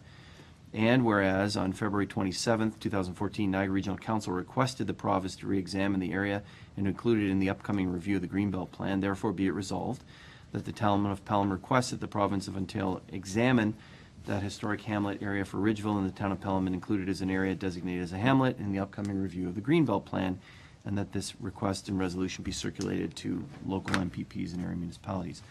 And I think was quite clear, and I remember the discussion because it took place over a few meetings. The discussion was quite exactly what staff have said, that because it's not in the Greenbelt Plan, because it's not, therefore it's not in the regional plan, therefore it's not in the town plan, and therefore activities like this couldn't occur. I think it's interesting to note the list of allowances on that property. Maybe Ms. Hanna, if you can repeat them, and I would ask council to think about the businesses that are actually in Ridgeville. that are in this commercial zone. Lieutenant, can you repeat those things that can occur there? So the permitted uses that are in the commercial rural zone include automotive service stations, motor fuel retail outlet, veterinarian's clinic, building supply sales, farm implement sales and service establishments, feed and fertilizer dealers, farm produce markets, retail farm supply stores, convenience retail stores, restaurants, service shops, public and private halls, vehicle repair shops, vehicle sales and rental establishments, water loading stations, uses, buildings, and structures accessory to the foregoing uses, accessory residential uses to any of the foregoing permitted uses except automotive service station. And as I stated previously, the existing residence on the property is considered legal non-conforming by the planning staff. Okay, thank you very much. So the interesting thing of that long list, we think about those shops that are in Ridgeville. We have restaurant, I think, works, and then the water station that's really run by the town. The rest of it, the chocolate shop, the Revival, ladies' wear, et cetera, it doesn't conform. So we talk about, I guess, legal non-conforming, or it's not legal, non-conforming uses in that area. And I guess I'm pointing out for council that this is a real conundrum that we have here. And I think that's why back in April, we approved this resolution saying this is really something that the province has to open up. Then we heard that this applicant came forward. Maybe the individual thought that he'd already received approval to do these kind of things, and that's why this severance came in. I do want to ask another question, just for clarity, and Councillor Ribbiak, I think, asked it twice, but I'd like to ask it again. And it's in relation to the legal non-conforming house that's on the property as well. What I heard you say was that you said, for the myriad of things that you outlined there, the property owner could put those on this property. Would he have to remove the house? Would that be allowed? How would that function? If the house was to be retained, the property owner could, through a building permit, apply for a change of use permit, and that would change the use from its residential function into a more commercial function, such as a restaurant or a convenience retail store. Okay. There may be obviously some conditions that the building department would place on the property to bring it up to standard for the particular use proposed. The property owner also could alter the property on the existing footprint of the house to have another use take place on the property. But what if the applicant were to remove the house and put up a restaurant? The size McDonald's. The size would be limited to the existing dimensions of the existing structure because of the Greenbelt plan. I see. The Greenbelt plan will only allow for the uses that exist and not intensification.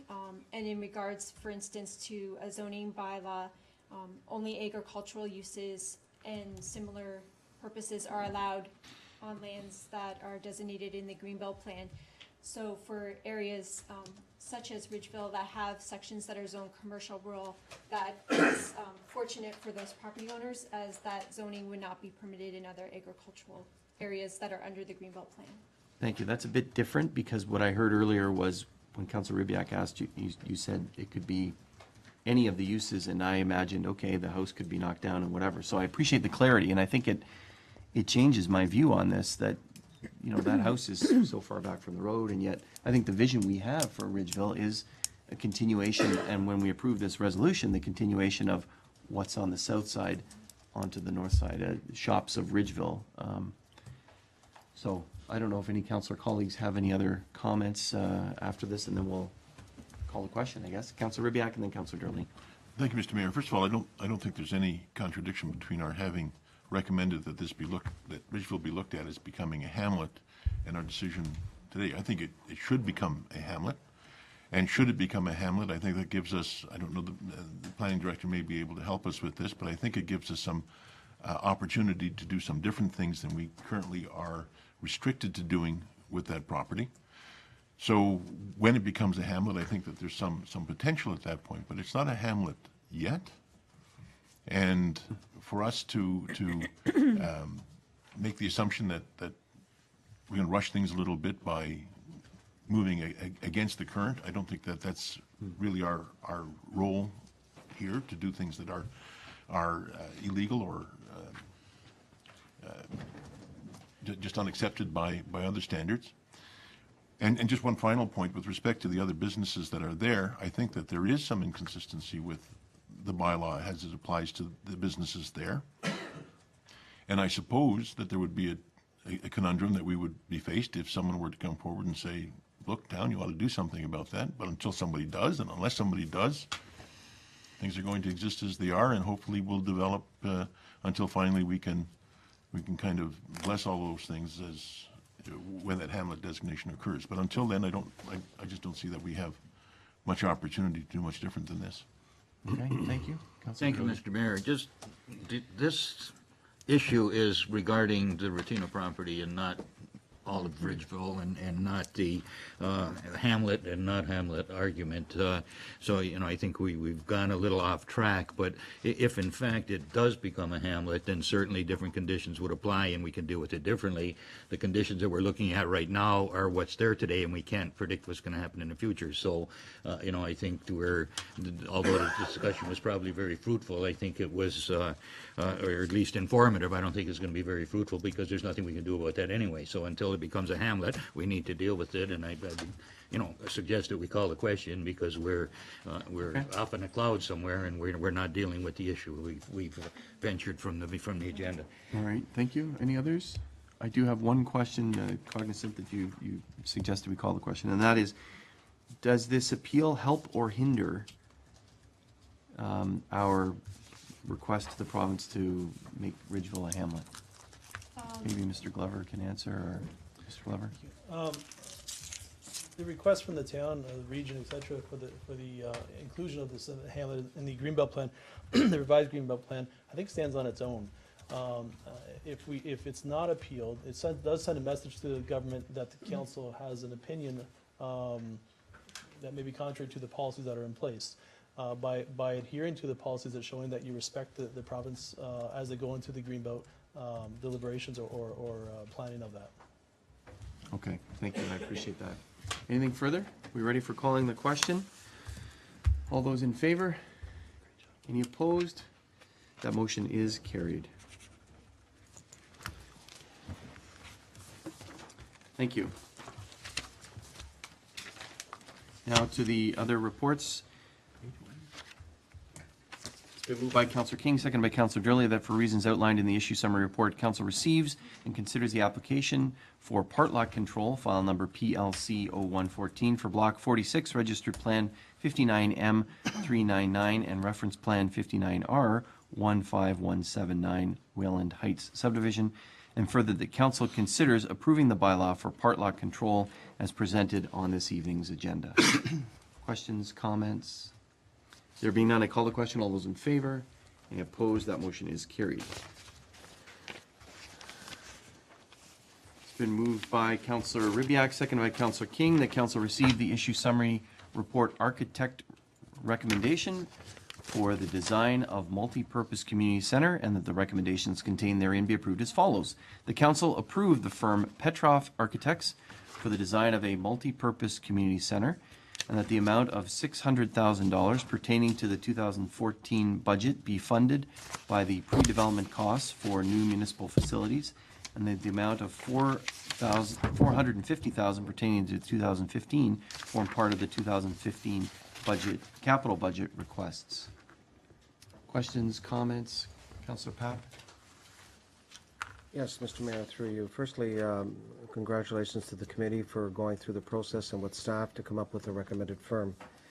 My question is that this amount that's been set aside for architectural firms, based on past experience, is usually a percentage of the total project cost. And I'm just curious, this $1,050,000 is a percentage of what is in the capital budget currently? Okay. Let's get an answer from the Treasurer Treasurer or CEO. I do want to acknowledge Mr. Nickel, who's here as he chairs the committee. Thank you very much for joining us this evening. Thank you. Madam Treasurer? Through you, Mr. Mayor. There was $1 million put in the capital budget in 2014 for pre-development costs for the East Fontaine land, which is including this design portion only of the design proposal. The contract administration is the percentage that would be a percentage of the construction cost. That percentage is, currently the percentages come in at about 5% of the construction costs that were in the leisure plan study at this point. So once the design is done, the contract tender documents, construction documents are prepared, they're able to get a better number for that total cost of the new facility, and that percentage would be against that. But currently the proposal came in at 5% of construction cost. Does that help, Councillor? Thank you. Sort of, but if someone else have other questions, it's helpful, but I'll let others, I want to just get a clarification pertaining to that. Go ahead. Thank you. Councillor? Thank you, Mr. Mayor. I'm a little, and this is not meant to be offensive to anybody, I'm a little surprised that the report is being brought by staff. In the past, when we've had an advisory committee sitting, typically the chair or representative of the committee would bring a report talking about how the process was vetted and making recommendations to council, and typically these recommendations are then received and there may be a supporting staff report, or it may be referred to staff for a follow-up. I wonder if there was any particular reason why that normal protocol wasn't followed. It's a way of acknowledging the work that's done by our volunteers and showing appreciation to them and giving them an opportunity to show the work that they've done and put forward. Thank you. Let's hear from the CAO. I did ask the same question. Mr. CAO. Thank you, Mr. Mayor. To answer the councillor's question, in the first task, if you will, of the committee was asked to follow the town's procurement policy. A lot of the procurement issues were handled by the Director of Corporate Services. We can assure council that moving forward, when there are incremental reports and when the design work actually commences, that it will be the committee that's making the presentations to council. Just because it is the town's process, we just felt it expedient to be able to make that recommendation to council and be able to answer any of the technical questions that council may have on the procurement process that was used, or on the recommendations that were contained in the leisure plan report that members of the committee may not be as familiar with.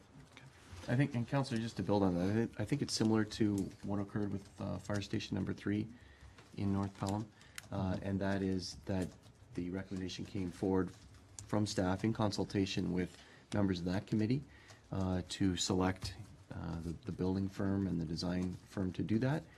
And then it wasn't until after the construction started, or in that case the construction, because it's a design build, but things started to get rolling, that a presentation was made here to council. So I did have the same question I asked the CAO, but go ahead, Councillor. Thank you, Mr. Mayor. Given that the chair of the committee is here, I wonder if council would indulge to allow the chair to approach the podium and just give his view on things and how the process went, and just, if you see any merit to that, I think it'd be a nice thing. Colleagues, you're all right with that?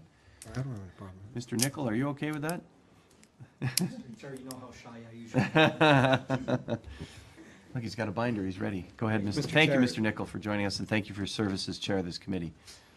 Thank you, Mr. Chair, and I wasn't expecting this, so this is definitely off the cuff. So, but I thank you for the opportunity, and I want to thank council on behalf of the committee for your selection of what I believe is an outstanding group of individuals, 13 voting members plus ex officio, plus what I've seen to date, excellent support from staff.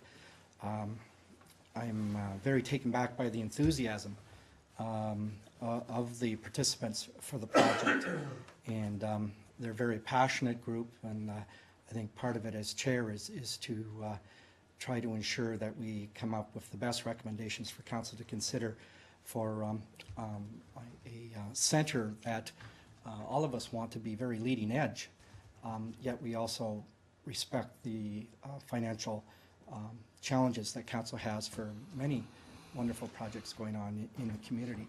So, and I can say to date, I think I've been very pleased as chair that members of the committee have basically left their luggage or baggage at the door, if you wish, at least during the RFP proceedings. And I was very pleased to see that. I think not only was there a consensus, while we didn't see the actual tabulations of the scores, the director brought the totals to us that day and indicated who was first, second, third, and fourth. But you could see, I believe, just from the totals, that there was a definite consensus, if not perhaps even unanimous. There is no member of the committee that approached me to indicate that they were in objection of what's been recommended before you. And based on a lot of years of experience in municipal government, I commend staff for a very fair RFP process in terms of ensuring that we had, unfortunately, had to split the days up. One of the firms couldn't make it the Saturday, so we had to ensure that there was consistent voting members at both the Wednesday and the Saturday session. And as I said, considering our inaugural meeting was August 7th, we've already met 4 times. I'm not sure Madam Clerk would know, but it's probably approximately 13, 14 hours. And there's a lot of passion there and a lot of interest. And so, if anything, I think we have to just try to restrain some of the enthusiasm. Mark, I think it's as a citizen of Pelham, it says a lot for our community and those that want to serve and do well. So I thank you for the opportunity, and I look forward to updating council through the committee as we progress. And again, thank you for your support, and it's an excellent group, and thank you for the staff support, which has been very good. Thank you very much, Mr. Nicol. I don't know if any members of council have any questions for you, Councillor Kersey. If I may make a comment, not necessarily a question, Mr. Mayor, with some indulgence.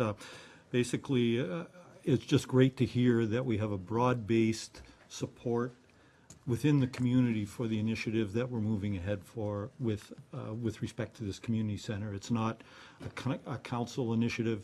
It's a broad-based community initiative that is demonstrated by the enthusiasm and support that has been put forward in this committee already, and I look forward to great things coming out of this committee. I too, when I look at the membership on that committee, it's an extremely strong committee that will do tremendous amount of work for us. So thank you for that, and please share that with the committee, at least for me, and I hope from the rest of council. Thank you very much, Councillor. Others to Mr. Nicol or to the report? Well, first, any others to Mr. Nicol? Let's say that first. Any questions for Mr. Nicol? If not, we'll ask him to, you can sit down. Thank you for joining us, and we'll, thank you. Now to the report, Councillor Papp. Or Councillor Rybak, you for the first time? Oh, Councillor Rybak, go ahead. I didn't see your hand. That's right. I'll hold it up higher next time. I just want to follow up and build on the question that Councillor Papp had with regard to the price. Are we to understand then that the fee that the architect will receive will be a sum based on a percentage of the cost, or will it be this million? I.e., can it go down? Can it go up depending on the experience? Mr. CEO has indicated he wants to answer that. Mr. CEO. Thank you, Mr. Mayor. To answer the councillor's question, this is the amount that will take us to construction-ready documents. Those documents are required in order to take the step into tendering. I believe the firms had indicated the design costs and then also had included tender and project administration fees. Those fees are not considered because we're not there yet. So we are only looking up to the completion of construction-ready documents. If and when at such time council determines that it would like to proceed in building this facility, there are options for council to consider. There's different ways of tendering. One of the more traditional ways in this context would be that the architect would continue the process. They would tender and do the project administration. That amount would be dependent, it would be a percentage rather on the contracted final bidder award bid. And as indicated, we're seeing that at about 5% of construction costs. So this is design is design, and this is a set cost. It's not scheduled to go up or down, but project administration and tendering costs will depend on the price of the winning bidder if council so decides to proceed with the project. Thank you. Thanks for that clarity. I appreciate it very much. Others? I'm gonna ask this. So, Mr. CEO, was this also this cost was included in the when Leisure Plan spoke to us about the various costs. This cost to design it was included in that, you know? I might just defer to the treasurer, Mr. Mayor, for Madam that Treasurer? question. I believe the cost of 26 million is just for the facility. It does not include the design of the facility. It is based on the structural cost. components and the soft costs. Okay. Thank you. Councillor Papp? That's exactly where I'm going, and I agree, Mr. CEO. I'm somewhat familiar with this process, so the ultimate thing that's so crucial in a project of this magnitude, whether it's 20 million, 30 million, 40 million, whatever, and you're right, it's up to council to decide what they want to set that. This design component is what we want to see built there and what components functionally we want in there. So if that's the way I understand it, that's great. The other parts of it, once that house is determined and what components, then we'll go out and do the contract, and like you say, whether we go through traditional or whatever the case may be. That's what I was a little bit confused over, so that would be over and above that, I think, Councillor Ribbiak, the way I've understand it. In my past experience, it's been that way. So I'm very pleased and if satisfied that that kind of amount set aside would be more than not just the money, but that the expertise involved in gaining all the different aspects of what we want to see carry on its business in it, but arena, community center, all that stuff would be part of this process, correct? Quickly, once this is approved, how do we have a timeline on what the work of the committee and the architect, when they would want us, when we would like to see it completed, or is that still up for grabs? Madam Treasurer? For you, Mr. Mayor, they're projecting a 6 to 8 month window for the Okay. completion of the design phase. Okay, great. That's up. That answers my question. Thank you very much. I'm satisfied. Thank you. Councillor Kersey? Thank you, Mr. Mayor. I want to move from broad strokes to small strokes here now. We've allocated money for this for 2014, so the 600,000 is covered.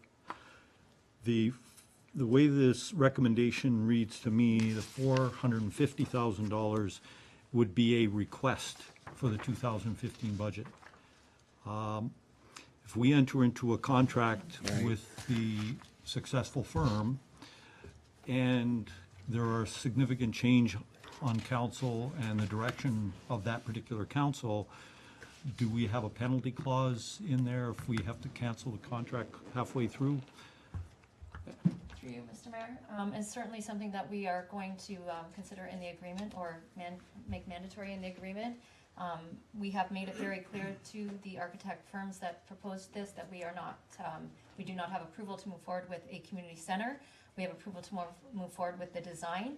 However, the way that architects quote to us is schematic design, design development, working drawings, tender award, and contract admin, and then contract closeout.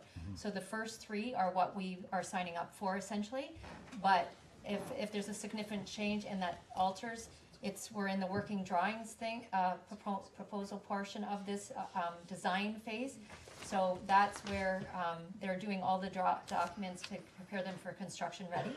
So essentially we'd put in the agreement with them that, you know, pending change of council to move forward with the working drawings component of this, we will need to make sure that council has approved it as part of the 2013 capital budget request. But the timeline puts us way past the capital budget approval process. So we have lots of time there to get to that stage of needing that 475,000. 415. Thank you. Councillor? I'm a little bit confused, Mr. Mayor. I had understood that the $1,050,000 was for design. It is for And design. now you're saying that the 450 is for working drawings. So is it 600 for design and 450 for working? No, the design phase is broken into three components. It's schematic design. It's just the structural, and then they have to do the mechanical, the working drawings are the mechanical design, the electrical design and stuff. Those all have to be done as part of the design to be able to get a cost for it. That is the design phase of the project. So I guess what I'm trying to understand is if we end up stopping halfway, what are we going to end up with? We're going to have a concept drawing and showing the structure. That's but right. we'll have nothing with respect to the mechanicals, the electrical, et cetera, et cetera, et cetera. That's correct. Okay, may I follow up? Yes, please.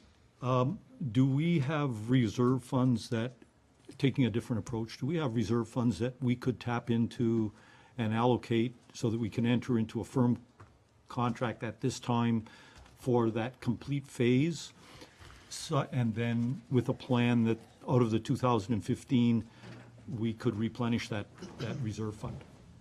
Madam As Treasurer? opposed to getting, Through you. Yeah, absolutely. That is one option that we, you know, certainly can approve the whole $1,050,000 tonight using the recreational reserve fund, or the facilities reserve fund. And the 600 is already budgeted for, so it's really only using that 475, is it? 450, sorry, from a reserve, the facilities reserve fund. And there is the funding there in that reserve. Thank you. just as a further follow-up, Mr. Mayor, what are the downsides of doing that as opposed to doing this and risking that we're going to end up halfway through the drawings? It is preferable that you approve it through the reserve fund. It would solidify the contract agreement and make it less messy with respect to that. We were going way out past the capital budget date, so we felt that it was appropriate to maybe bring it as a capital budget request, but given that there could be a change of council and we're making decisions on that, the choice to use the reserve fund would be more beneficial to making sure that this progress doesn't stop. Okay, and especially if we exceed the timelines on completion of the design element. Completion of the, Design? oh, I thought you said sign element. Okay. Counselor? Well, in that case, Mr. Mayor, I'd like to propose an amendment to the recommendation, and that be that we fund the $450,000 out of the reserve and enter into a contract to complete all facets of the design phase of the project. Okay, thank you. Is there a seconder for that? Counselor Durley? Thank you, Mr. Mayor. I'll second that, but I would also like to keep that bottom line in there, and that 450,000 be a budget request to fill in the reserve that we're using. good. So that gives us a protection on both ends, if that's okay with the mover. Yep. 100%. Madam Clerk, do you,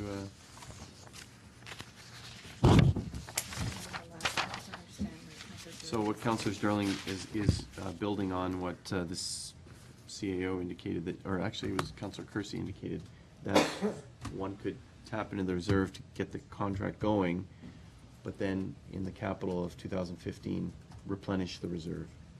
So that's the idea, to replenish the reserve, Exactly what so I that meant if I other didn't projects say it. aren't affected by it. Okay?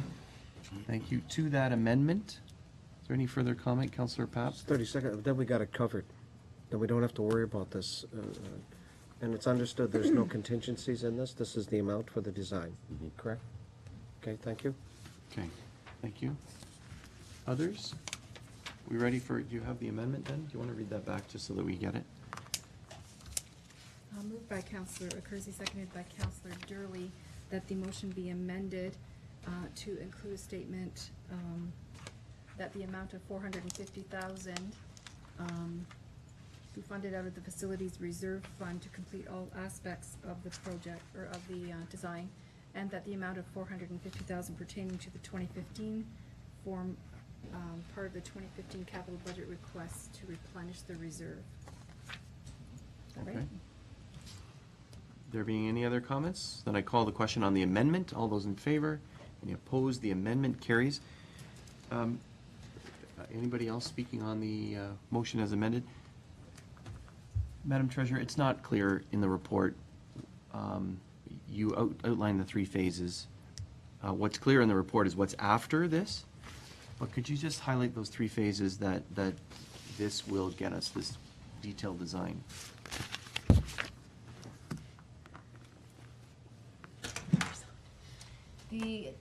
There are 6 phases in an architect's proposal typically, and the first is schematic design, then design development, and these are the phases that they mostly work with the committee to determine the use of rooms and the functionality of rooms and the size of space inside the scope of the arena that we have. And then there's the working Arena drawings, and which is the community mechanical. center? What's that? The community center you meant? Sorry, what did I say? You said arena. The community center. And then the working drawings are, again, the mechanical, the electrical, and all of those components of the design element. So the result of this is that there will be construction-ready or tender-ready designs? Tender-ready documents. Tender-ready documents so that we can go and tender the work out. Okay. I just want to remind council, and I know council knows this, the reason we're doing this is because it's a bit of a hiccup in that if one doesn't have the design documents, ready for tender documents, one can't approach upper levels of government for funding. Similarly, although some donors may come forward, be early adopters, major donors would likely say, where are you in your design process? And so this helps reduce the amount of, it helps with the funding from other levels of government and from potential donors. So this is why council said to go and do this. This is why the committee was struck, and we'll be working on the design. So it's the next logical phase. And I think it'll allow us then to get those, as we work our way through it, to get that funding and try and make this affordable to taxpayers. So I am also in support of this, and I appreciate perhaps that information can be included in the report about the schematics, the design, and then the working drawings. I think the report needs a little bit more meat on it, Mr. CAO. And the final thing I'll say is I know there's a lot of community interest about this, and I meant to say it earlier when we had the minutes, but I'm glad the chair of the committee's here. We may want to, and I'll see what council thinks, put in a separate section on the website about this so that people can read the minutes of the committee, see the recommendations, the reports, etc. I think it's, if there's that much excitement on the committee, certainly there's that much excitement in the community, and members of the community want to see that. So I would ask perhaps the CAO that that be done. We include a special section in the website for this. Anything further? We ready for the calling of the amended motion? All those in favor? Any opposed? That motion as amended is carried. Thank you, Mr. Nicol, for being here and for your presentation. Thank you.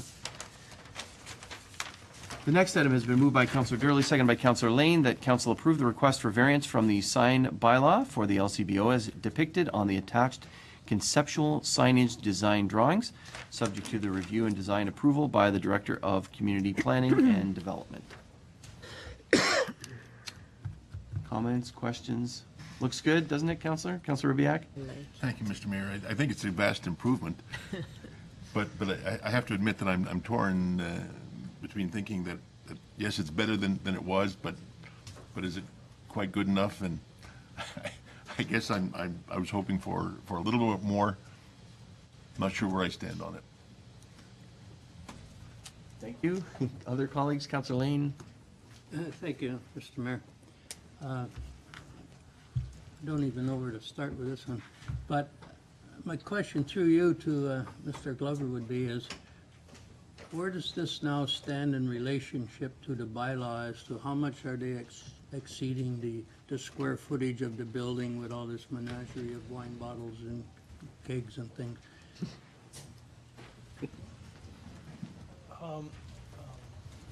Mr. Glover. The fire chief may have other comments, but I believe they have one sign per building face on the road. The driveway is considered a face, so they could have one sign, two signs there. So this is greatly exceeding the current permissions on that site for signage. I guess my question would be, is this building has, as I see it, 1, 2, 3, 4, 5, 6, 7 signs that tell you that it's an LCBO. Do we, I don't know, in my opinion, I've always been able to find a liquor store. Do you really want to admit to that? And I find them with Without only prejudice. one sign on the store, so I have a real serious problem with 7 signs that say LCBO on a store in what would be considered, I would say, downtown. I don't know, I have a problem with this, and I don't see anything here that really makes this building any more attractive than it was before. You know, maybe, you know, Welland used to make nice murals on the side of their buildings and things. Maybe we should ask the Liquor Control Board if they would be interested in painting some nice murals or something that makes it look attractive. This, to me, although some may say it's an improvement, I don't see it. I think if you have 7 signs that say it's a liquor store, I don't think you need bottles and kegs and what grapes or whatever else is on the side of it. So I'm not impressed with it at all. Thank you very much. Okay, thank you. Others?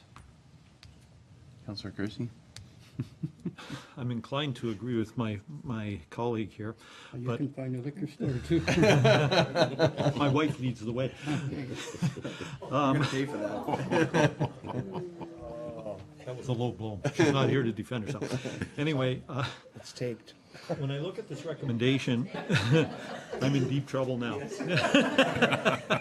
You want to stop now or keep going? Maybe I better stop. When I look at the recommendation that's put before us, it's asking council to approve the request for a variance, subject to your approval. Am I to assume then that this has not been reviewed by you and you are not giving your approval to this design? Because that clause infers that we're going to approve it, but then you're going to look at it and give it further approval. Would it not be better for you to bring in something to us that after you've considered it, you've approved it, you've said it's good, all we need is council's approval to move forward on this? Mr. Glover. Anyway, Mr. Mayor, through you, first off, the LCBO could say, you know, I'm not interested in this anymore. It's going to cost us additional money. We're just going to have 2 signs on the building, and we're going to have the rest of it as a blank wall facing onto Highway 20, as well as the driveway, which eventually will be a road as well. That is not in line or in keeping with our vision of East Fonthill, and this is a connection to it. So the signage, Councillor Lane suggested it was a kind of advertisement for the site. That's not the purpose of these murals signs. The LCBO sign obviously represents what they are. The murals is to give street animation, to give some interest to the wall instead of just a plain wall. And the pictures, whether they're grapes or vineyards or kegs, we don't know what they are at this time. We're exploring historic features of Pelham that may be represented, and maybe a community service. It may be vineyards. It could be anything at this time. The LCBO has some stock stuff that they use, but we're looking for maybe a little bit more tailored to Pelham and Fonthill. So given that, the what's presented before us, I think it's an improvement over having nothing there. Is it the best case, Councilor Ribbiak suggested? Probably not, but it's probably the best we have to hope for in terms of what we have to work with. In terms of whether it should be approved and then myself look at it, I have some experience with this type of thing. Not to say I'm the best, but instead of bringing something back to council, the concept would be council endorse it, to say, yes, come back with something that's palatable to the town, that supports the East Fonthill area, supports the corridor of Highway 20, as well as the proposed new road at the side. And let instead of me bringing it back to you, which I obviously can do, I thought I would take it off your hands and bring it into the focus of urban design the realm that I deal with. Thank you, Mr. Glover. Councillor. I just want to mull that over. Okay. Mr. Mayor, thank you. Is there a pun in there? Thank you, Councillor. Others?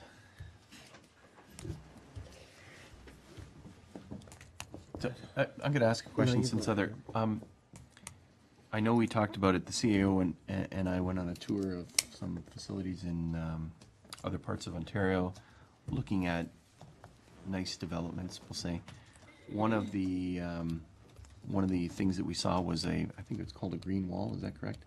A green wall or different things like that. Did we ever, I know there is some landscaping there, and did we ever speak to them about that? I know it's just new because committee last time said, or council last time said, talked about signage only, but was that ever entertained, Mr. Glover? Unfortunately, that happened, the discussions and that negotiations happened before I arrived here at the town. But the site plan as it is now was approved by council. I don't know what the background was, but that's what was agreed to. So anything in addition to that, the LCBO, it'd be difficult to encourage them to do so. They have offered without any hesitation really to pay this extra cost and do the mural signs to our liking. So in terms of your question of green wall, that I'm not aware that has been discussed. Okay, thank you. Any others? So the recommendation before us is to approve the request for variance. And then, as Councillor Kersey really, it talks about depicting on the attached conceptual sign diagram and subject to review and design approval by the Director of Community Planning and Development. Are we ready for calling the question? Do we want to mull it over more? Do we want to take further action? We could refer it back to staff and say, you know what, we're not quite happy with this and we want you to come back with this. Or we could leave it, as the director said, in his hands and try and come up with to a piece. So, Councillor, I see Councillor Durley for the first time, if you don't mind, and then we'll see Councillor Lane. Councillor Durley. Thank you, Mr. Mayor. Looking at the photos in front of us here, it is an improvement to the yellow wall that you did see over there. And in fact, if I have full confidence in the negotiating skills of our director to talk with the LCBO to come up with something that will be not only pleasant to the eye, but pleasing to the community. And I think it definitely is an improvement to the penitentiary type wall that we're looking at now. So, to me, I think it's, I'm fully in support of the initiative to allow our director to enter into discussion with the LCBO. They seem to be willing to listen, and I'm really glad of that, and they seem to want to be a good corporate citizen, and this will show that they are, and I have full confidence, so I'm going to support this. Okay, thank you. Councillor Lane, I think I had you next. Yes, thank you, Mr. Mayor. I have an issue with this, and as I see the report, it's to give them relief from the sign bylaw, but I still don't think that's the answer that I'm looking for. I think I don't like to overwork our staff, but I think I'd like to see this referred back to staff and come back to us with something that we're going to actually vote on. Have a picture of what it's going to look like. Again, that's what I would like to see. Okay. Because I think that we can do better than this, from my standpoint at least. The CAO, Mr. CAO, you want to comment on that? Thank you, Mr. Mayor. I'm sensing some reluctance on behalf of council. I recognize that it can be difficult to make decisions based on stock photos on a technical drawing. So I would highly recommend that council defer this back to staff, allow us the opportunity to get a little bit more concrete vision of what the LCBO is willing to provide, and we can present that back for council First meeting in at October. the first meeting in October. Okay. Mr. Mayor. Councillor Durley? Okay, their tentative opening of that is October 17th. Now, I'm just looking at the tentative, but the official opening, I believe, has been announced as October 17th. So if we bring it back in October, we're going to have a very quick artist to do some photos on that. I'm just wondering if the time frame is suitable for that. Okay, let's hear that. And also, if they don't receive the variance, what portions of this will be, because they asked for a variance, so what would be on the walls? So I don't know who can answer that, but in terms of the piece, in terms of the timing? I don't believe timing is an issue, Mr. Mayor. This is an aesthetic quality. It has nothing to do with the ability for them to open. A sign attachment, removal, or altercation can happen at any time. As far as the remainder of your question, I'll defer to the planning director. Councillor Durley doesn't want to hear that. Councillor Durley, go ahead. No, I'm just suggesting that the reason they're asking for a sign variance is to put up these pictures. That's right. Okay, and that's the pure essence of this whole report. It's not a matter of they want to increase the signs. It's the fact that we're asking them to. Let's hear from Mr. Glover. Mr. Glover, is that the case, or are they were looking for variance regardless? Some background. I had about 7-8 conversations with the gentleman responsible for the sign. I've had about 3 or 4 conversations with the chief fire chief. Sorry, and it's our understanding they were quite concerned that the application for variance was deferred last time because, again, they want to open, they want to have everything set in place. It's my belief through our discussion, through the tone of the discussion, that they're willing to do this because they want to move ahead with their signage. If this is deferred again, they may say, we're open, we're good to go, thanks, we're just going to have 2 signs. That's my impression. I don't know if it's the case or not. I can work towards whatever resolution council wants us to. That's the worst case scenario, though, in my opinion. Okay, thank you. Councillor Durley, anything further? No, Okay. It just verifies what I understood. Others? Councillor Lane, and we're gonna What are you you're gonna propose something, Councillor? Well, I think I made the proposal, but I don't think we should be having the tail wagging the dog. I mean, we're the ones, they come to us with a variance, right? Asking for a variance, and we're discussing it. That's what our job is. And they've already got 2 signs on it. You know it's a liquor store, so let them open the doors, sell their liquor, and let's deal with this the way we should be doing it. Okay, so Councillor, your recommendation would be that we refer this back to staff to negotiate further and come back at our That would be mine. first meeting in October? Yes, that would Okay. be mine. Thank you. Is there a seconder for that? Councillor Ribbiak? Anything to that motion? There being none, I call the question on that referral motion. All those in favor? Any opposed? That referral carries because I voted in favor of it. So we'll refer it back to staff to negotiate further. Why don't you just put Homer's picture on there? Thank you. It's been moved by Councillor Kersey, seconded by Councillor Lane. The council received the issue summary report, SCF, expression of interest, East Fawn Hill Road extension, and the council approved the completion of the capital program extension of expression of interest for the Small Communities Fund initiative for the East Fawn Hill Road extension, and the council declares that the information that is presented in this expression of interest is factually accurate. Questions, comments? There being none, I call the question. All those in favor? Any opposed? That motion's carried. We look forward to hearing their response. Madam Treasurer, the response time is by the end of the year, is that correct? Through you, Mr. Mayor, if this process is accepted and approved, then the full application is due by December 31st. Thank you.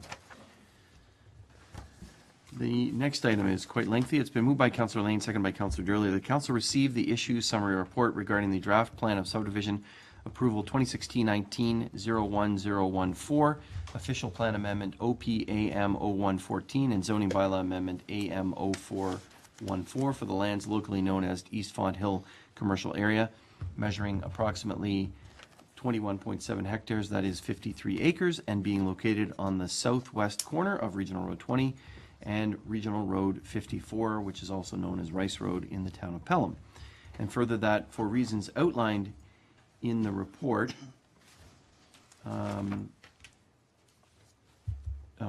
the issue summary report, item 13.2.4, recommendation report from the September 2nd, 2014 Town of Pelham Council meeting, draft plan of subdivision, I'm just trying to, there's a lot of words here, be approved, subject to the conditions found on attachment 1 to this report, and further that the owners be advised that the town's draft approval of this subdivision plan will lapse 3 years from the date of draft approval unless an extension of the approval period is granted by town council. If an extension is requested, an updated review and revisions of the conditions of approval may be necessary at that time. And further, the council approves official plan amendment OPAM 0114 as presented in issue summary report item 1324, recommendation report from September 2nd, 2014 Town of Pelham Council meeting. And further, the council approves zoning bylaw amendment AM 0414 as presented in issue summary report 1324, recommendation report from September 2nd Town of Pelham Council meeting, and further that all parties be advised of council's decision in respect to the subject applications in accordance with provincial regulations. Discussion to the item. Councillor Kersey. Thank you, Mr. Mayor. Through you, Mr. Mayor, to our Director of Planning. Well, I'm excited to see this come forward, and I think we all are, and would be happy to see shovels in the ground. One of the things that I find a bit disconcerting is that there's no mention of architectural controls, urban design guidelines, and with reference to this development and any works that we may do out there as well. So I'm asking the director perhaps to address that and to advise council how we might find ourselves in a position where the wishes of this council, which have been made clear, loud and clear, that we have a certain standard that we want development to take place to, will be protected without incorporating that into these documents. Thank you, Mr. Glover. Mr. Mayor, the subdivision, this portion of the East Font Hill, the commercial area, including the potential rec center, potential other development lands surrounding it. Medical center, Wellspring. All that other stuff. They are all subject to site plan control. So we, through site plan control, we have to adhere to the policies of the town. Could be downtown master plan, could be urban design guidelines of East Font Hill. And in this case, a control architect isn't, in my opinion, fully necessary because we have other checks and balances in place here. Currently, any site plan approval will come to council for review. Council can decide for themselves if it's in line of the urban design guidelines and the vision we have for East Font Hill. Just to go further, when we go south, the residential portions, they don't have the same luxury as the site plan control that the commercial areas would. So in that case, and what we committed to council last meeting was that we would put an architectural control condition in the subdivisions for all residential so that we can ensure that that portion maintains the vision. But for the commercial part, I think we're in my opinion, the site plan control through review of the planning staff as well as approval by council should be sufficient to make sure the urban design guidelines and all the other components of East Font Hill are in place. Thank you, Mr. Glover. Councillor? So, through you again, Mr. Mayor. So just to expand on that, site plan control affords us sufficient leverage to ensure that not only are the buildings placed in the right place on the lot, and we get the right vegetation on the lot and the right amount of parking, it also affords us the opportunity to control the architectural appearance or the design of the building. So I think that's the question. Mr. Glover? It will. We have provisions in the official plan to speak to architectural details and that. And we're working hand in hand, actually, because part of it is our land. We're working hand in hand with the developer, Allen Group, of the other side of the lands. We're designing the entire East Font Hill area together. The designs that are coming back are meeting. We do also have the planning partnership doing a control, I guess, over the design. Site plan application has not yet been submitted for the site, but when it is, I believe we do have the policies not in place that planning staff would take to heart when we're reviewing it and to recommend to council.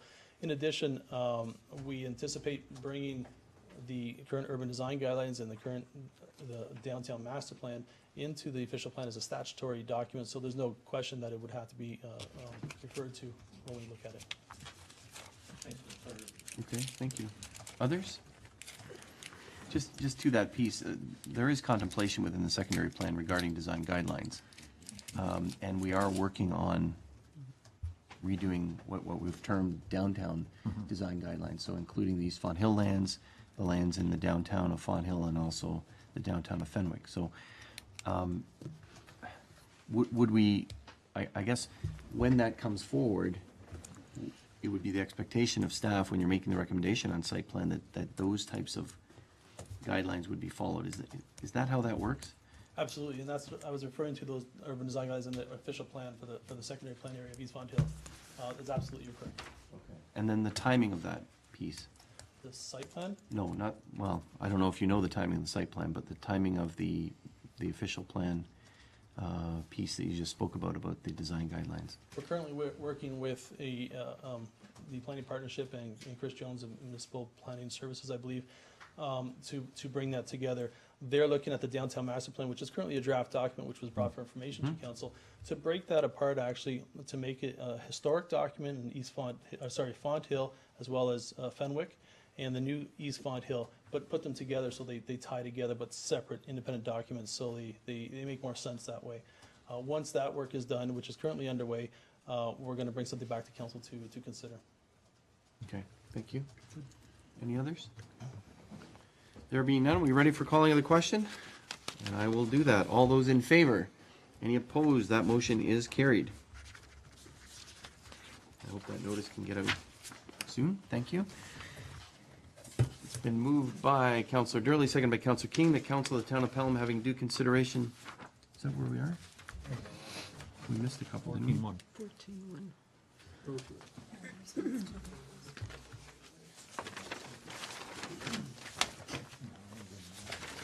Response to Rosewood Estate subdivision agreement and urban design guidelines. Was there a resolution for that? Oh, sorry, the clerk has it, and I need a mover and a seconder that the issue summary report regarding the execution of subdivision agreement for Rosewood Estate subdivision with Hurt Inc. be received, and further, the council considers the bylaw for the execution of the subdivision agreement for Rosewood Estates subdivision. Is there a mover for that? Moved by Councillor Papp, seconded by Councillor Lane. Any discussion regarding that? This is a continuation of discussion we had last council meeting. All those in favor? Any opposed? That motion's carried. So that's just further information to that. Now we move to bylaws. It's been moved by Councillor Durley, seconded by Councillor King. The Council of the Town of Pelham, having due consideration of the following bylaws, do now read a first, second, and third time and do pass, and that the mayor and clerk be and are hereby authorized to sign and seal the bylaws. 1, being a bylaw to repeal and replace bylaw 3144, 2010, being Schedule B to bylaw 3119, 2010, and to appoint members to the Niagara Compliance Audit Committee for the period December 1st, 2014 to November 30th, 2018.